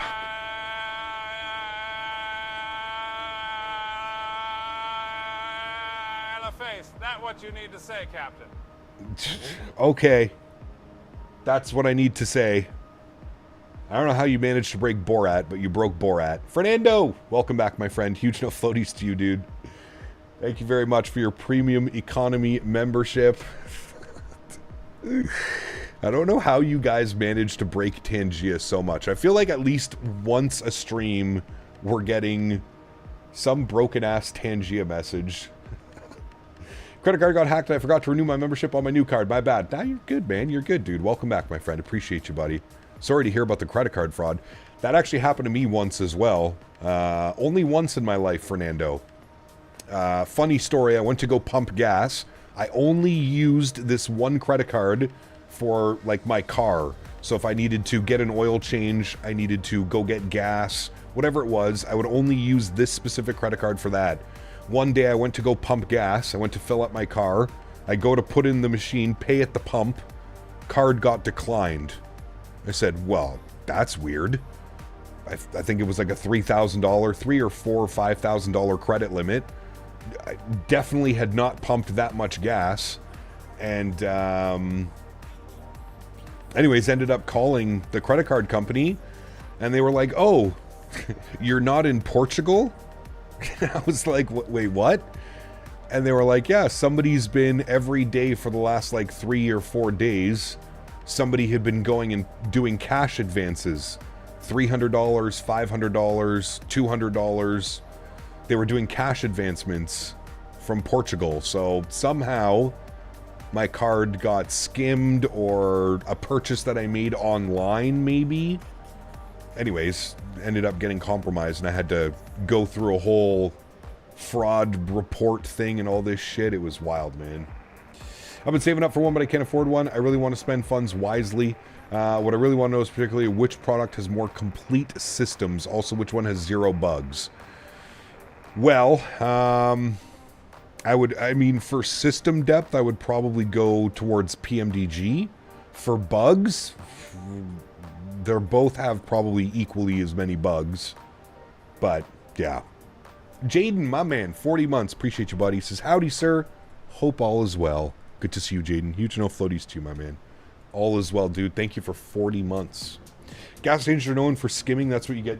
I mean, true, but this was, dude, this, like, we're talking, like, 10 plus years ago.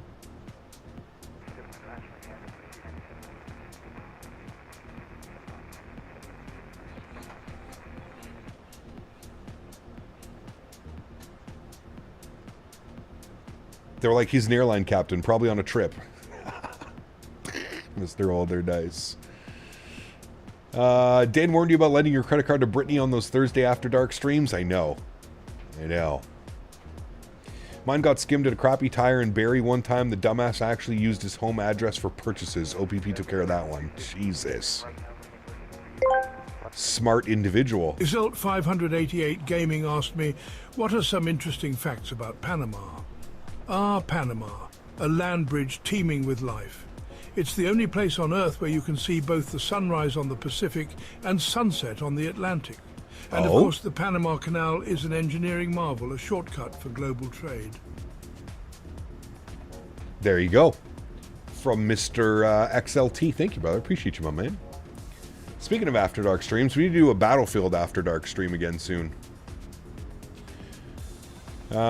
We see land. We do. We're over land, actually, right now. Got our speed brakes out. I'm trying to slow down for the aircraft in front of me. I don't know what his speed is, but we're slowly catching up to him, so I'm trying to slow ourselves down as much as possible. That was the anti-Cormit. How nice. 1,300 plus sniper kills for you, Jay? Damn. I haven't gotten into the sniping, man. I use the DMR when I have to for, like, missions and stuff like that.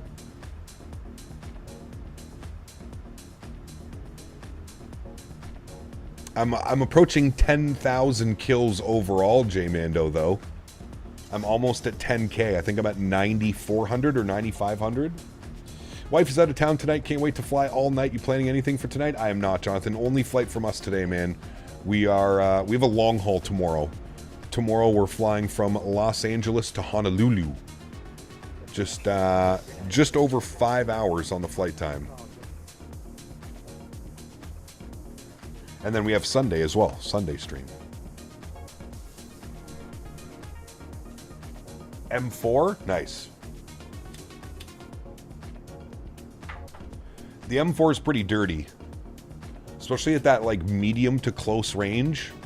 And I have it set up for, like, hip fire. It's... damn. Can you post your Real Cat Turb settings? Well, they change for every aircraft. So I can show you what they're currently set to. For this aircraft. Actually, you know what? These are supposed to go down. This was supposed to go 75, 75, and this was supposed to go to 50. I thought we saved this for the aircraft. Now we did.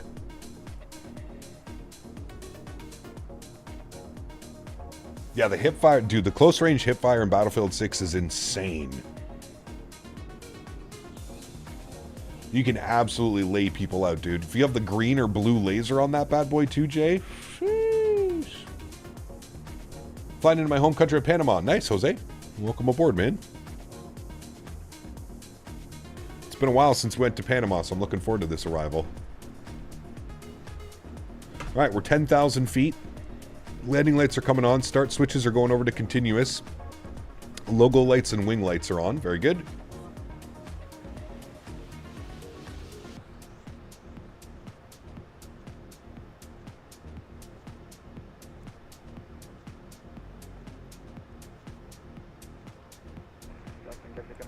Red laser.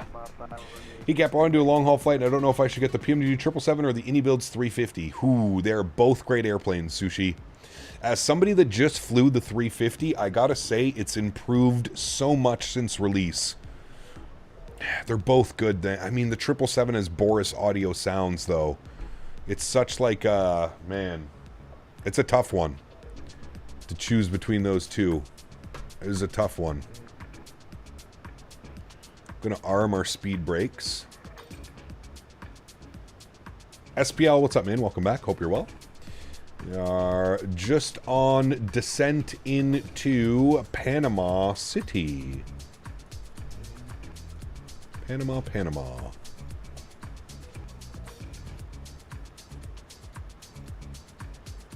Getting a little bumpy.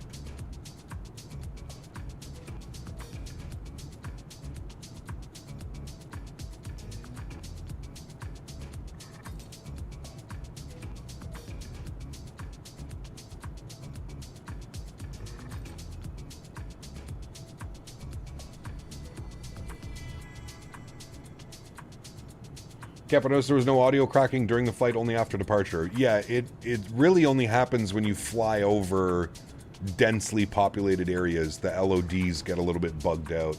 Do you have airport scenery for Panama? I do, yes. Exclamation point scenery. You have to buy it on the marketplace, though.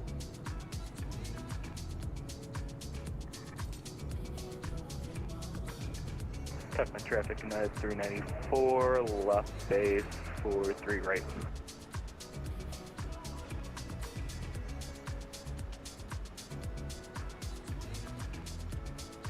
Watching from Australia? Very cool. What time is it in Australia right now? It's got to be very early.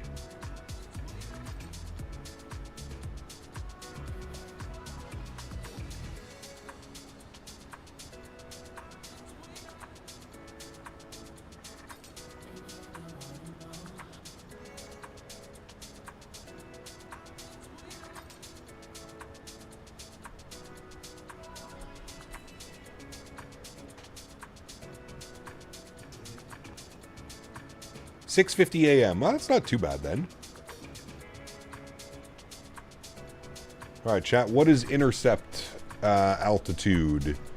Intercept is 3,100 at Angood, but intercept's actually at 17. So we'll go down to 3,100 next.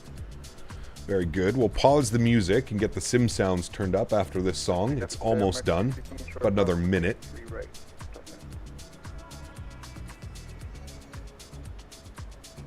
We have good separation now from the aircraft in front of us.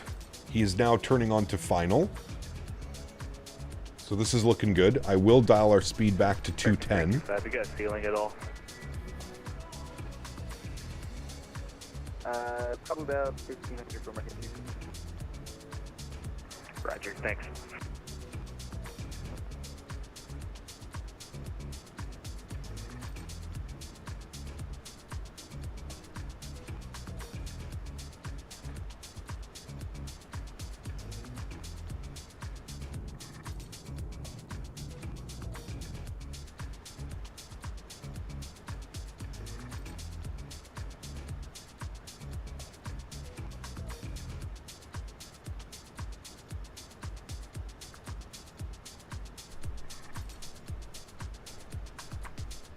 Tuckman traffic in at 394. All right, pause the music. Good. Right. Cameras come back up. Good. Close that. Good. And let's get invested in the approach. Friends, sounds can come up a little bit. I see our glide slope. We're slightly above profile right now, but that's fine. We can take this down to 17 if we need it. Was that you? That was you. Hi, buddy. I swear, dude, Henry knows when we're on approach. He comes over and, like, says hi every time we're on approach. All right, let's arm localizer. It's a weird turn. Okay, well, let's grab it. There's downtown Panama. There's the Panama Canal, chat, right there. All along there, I believe.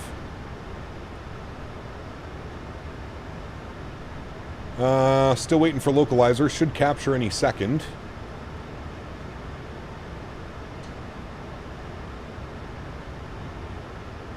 It didn't seem to capture. What if I arm approach? Ooh, it's got glide slope. Seemed to burn through the loc a little bit there. Let's go speed check, flaps 1. We'll start really slowing her down now. Don't need to go in front of anybody there.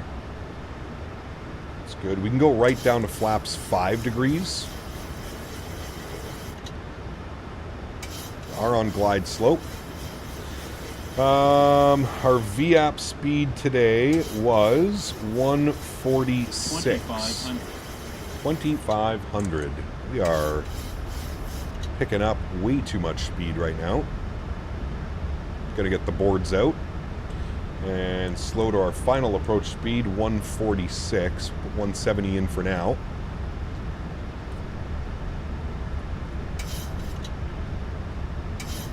A little fast, yeah, I don't know what happened there. We had 210 and then all of a sudden it just, I think we dive bombed. Trying to capture the glide slope. It's okay, we're slowing her down now. Let's go gear down. Add even more drag to the aircraft. We'll go speed check, flaps 10 degrees. And then we'll slow her all the way up, 146 on the VAP. Good. We'll get lights on. Very good. Ooh, a rainbow, chat. Nice. Speed check. Flaps 15 degrees. Very good. Boards in and armed. Good. Panama traffic. Copa 355 on about a 5-mile final. 03 right. Panama. And speed check. Flaps 25 degrees. And we'll roll out flaps 30. 1,100 feet, fully configured.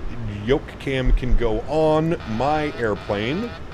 Very good. Sounds can go up. 1,000 is checked. Very good. And I will take control of the throttles as well. Very good.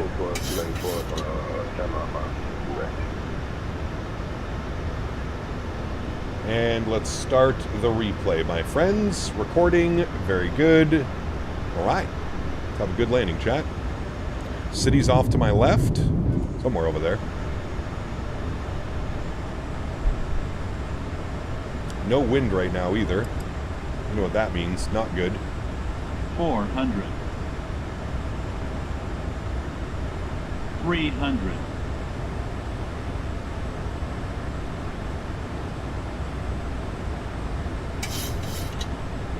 Approaching minimum.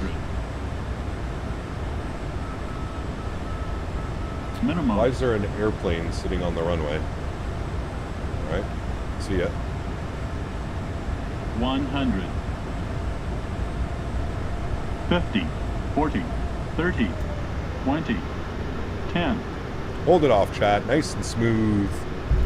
Very good. Nose down gently. Reversers are out. Decelerating.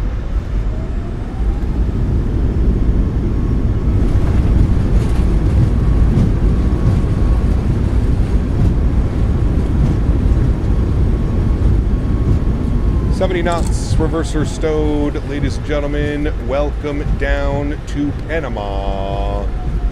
Very good, my friends. Auto brakes off, manual braking. Vacate to the left.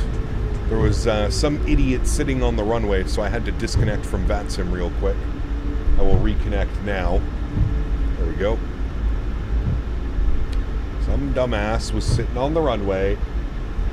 The spoiler's supposed to be up with flaps 30 on landing. Is that a bug with the iFly? Nope, that's an actual thing. Actual thing. There's some idiot was sitting on the runway.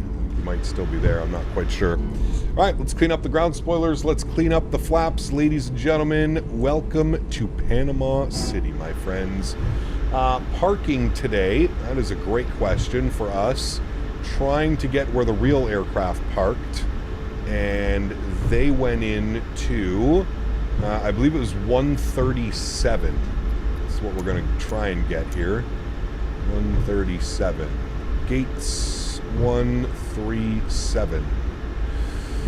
137 is not there. Okay, let's go to a backup of, what is there? We need like 139? Sure, we'll take 139. It's right beside it. Make our left turn here. Very good. Landing lights are off. Runway turnoffs can go off. Tax lights on. We'll spool up the EPU. Start switches are off. Strobe lights are off. Wing lights off. Logo lights off. Good. I see 135 here, but I can't do that. That dude logged in on the runway and sat on the runway till you passed, then logged off. Sounds about right. Welcome to being a streamer in 2025. Sounds legit. Sounds legit, my friend. Alright, here's our gate. We're supposed to be over there, but for some reason it's not showing up in the profile, so we'll just go this way.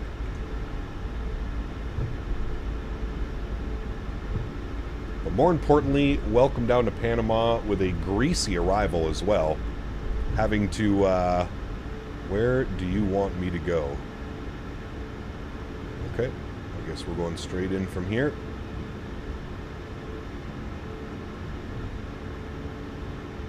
Airport looks good. I mean, it's okay. You can't really compare it to like any builds or any of those other, you know, high quality developers. It's okay. It could be better for the price that they charge, but for being the only option in Panama, you are correct. It's not bad. APU gens and bleeds are on. Beautiful. Hydraulic pumps can go off. Probe heats can go off. A yaw damper can go off. Fuel pumps can go off. And anti-collision light can go off. Seatbelt signs can go off. Ladies and gentlemen, welcome down to Panama. It's been a very long time since we've been to Panama. Feels good. Welcome back, friends. That was a good little flight. I don't know what the flight time was. We can check on that actually here in a sec. You can see the exact flight time, but there we are, friends. Parked up at the stand. Very nice. Very nice. Beautiful landing as well. Not too floaty. Well in the touchdown zone. Nice. Free seater exists for Panama Airport. Simple, but not bad. But there you go. How much does it cost? I can't remember, man. I bought this scenery years ago when it was on sale for 2020. I think it was like 15 bucks, 16 bucks, something like that. Somewhere around there. Somewhere around there. All right, we'll disconnect from you. That is good. We don't need you open anymore. Good. Come over here. We can close you. Perfect. We don't need this anymore. Close that. Very nice, friends. Very, very nice. Great day of flying. And this sets us up beautifully for tomorrow's flight, friends. Yes, yes, yes. Tomorrow's flight. Los Angeles to Honolulu in a Southwest MAX8. Very good. I bought FSDT SDF last night. That is probably their best scenery, so good job. Great job. I would say Houston and Louisville are the two best sceneries done by FS Dream Team, to be honest with you. Looks like you got to add Panama to your list of what? Places to go and fly? Absolutely. Yeah, absolutely. Absolutely. All right, friends, let's jump inside. Let's get the aircraft in a turnaround state. Let me jump down here. See all the passengers walking off. Go to... Hello, Henry. Good to see you, my buddy.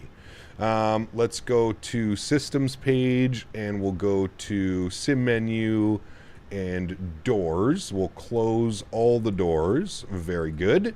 We will go back. We'll go to our save and load and we will have our replay tab. Hello, Henry. You want to come say hi to chat? Okay, come up. Come on. Good boy. Hello, Henry. Chat's this way, though. You have to say... Oh, easy. Don't fall. You have to say hi. They're this way. Chat, look, Henry. This. There. Oh. Did you say hi to chat today? Oh. What a good boy. Oh, my goodness. What a good boy. Right? I know you want to go for a walk. Oh, yes. And I'm going to take you for a walk, but we have to do our replay. And then we will go, okay? I know you don't understand, but can you get down? You can get down. Okay, you can get down. Okay, you can get down. Ah, good boy. Henry, can you speak? Really? Do you want to go for a walk? Do you want to go for a walk? What? Speak? Yes, he wants to go, chat. All right, let's load. Replay status, good. Load, hold on, let me hit the brakes. Let me go upstairs. Let me get the gens online. Good. Make sure all of our lights are on. Everything is set up the way that we had it on arrival, which we do. Very good. Nice. Where is Daisy? Oh boy, you haven't been here in a while. Daisy passed away, unfortunately. Just over a year ago now. A year and about a month. So 13 months ago, Daisy passed away. Very, unfortunately, my good sir. Very unfortunately. All right, that is good. We need to set flaps for replay. We're going flaps 30. Sorry, that Capture was a great dog? Yes, she was, sir. One of the best. We'll always remember her. She Man, that was a tough one, dude. That was a tough one, let me tell you. Daisy had been around forever, dude. She had been... She was with me when my dad passed away. She was with me through breakups and all kinds of shit, dude. It's tough, man. That was a tough one, dude. That's for sure. All right, flaps are 30. That is all set. That's all good. We're disconnected from VATSIM. Beautiful. Let's hit the replay button. I mean, we can watch it from here. I got it at about 1,000 feet, so we'll just watch it from here. We'll jump outside. Please, gear, stay down, for the love of God. And we'll watch the replay here, chat. We'll see how buttery smooth she was. I really love flying this airplane right now, though. I'm having just incredible landings with the iFly MAX8. It's just so much fun to hand fly, dude. Cap, long time no see. My condolences. Charles, good to see you, my friend. Thank you. Appreciate you, buddy. Thank you, man. 12-year-old dog died in 2023. Still miss her. She was a schnauzer. Yep. It's tough, dude. It is tough. Tough for sure, man. Very tough. That's where I had to disconnect from VATSIM because some guy was just sitting on the runway thinking he was funny. So we had to disconnect quickly, but then we recovered it very nicely. Into the flare, holding it off, nice and smooth. Perfect. An absolute perfect arrival, friends. Nose down gently. There she goes. Very, very nice, my friends. Can't ask for a better arrival. The weather's a little bit humid. Visibility was not the greatest, but still a very, very good approach, my friends. Well, everybody, that's going to wrap up our Friday afternoon live stream. I want to take this time now to thank my mods, my donators, and my sponsors. Without you guys here, this wouldn't be possible. I say it every stream, truly do mean it. You guys are the backbone. You guys are what makes this entire thing go around. And for that, I'm always and extremely grateful. So thank you guys all so much for your support. All the donations, all the gifted members, all the new subscriptions as well. Thank you guys very much. Appreciate that. To everybody else who cannot support with a monetary value but still support the streams in any way that they can, smashing down the thumbs up button, flying with us, controlling us, I want to thank you guys just as much. Thank you, everybody, for the continued support of this channel. Without you guys here and watching, it's just not possible. So I truly do appreciate it. You guys allow me to do this. So always, forever grateful. If you're looking for something to do tomorrow, please do join us. Tomorrow, Los Angeles to Honolulu, just over 5 hours on the MAX8. Looking forward to it. We're going to be doing some Southwest stops, and we'll have a poll up tomorrow to see what you guys want to do for Sunday. So make sure you tune in tomorrow. At least get your vote in if you're not going to fly with us. At least get your vote in for tomorrow, for Sunday's stream. It's either Hawaiian hopping in the MAX8, or we do a community fly-in around Hawaii.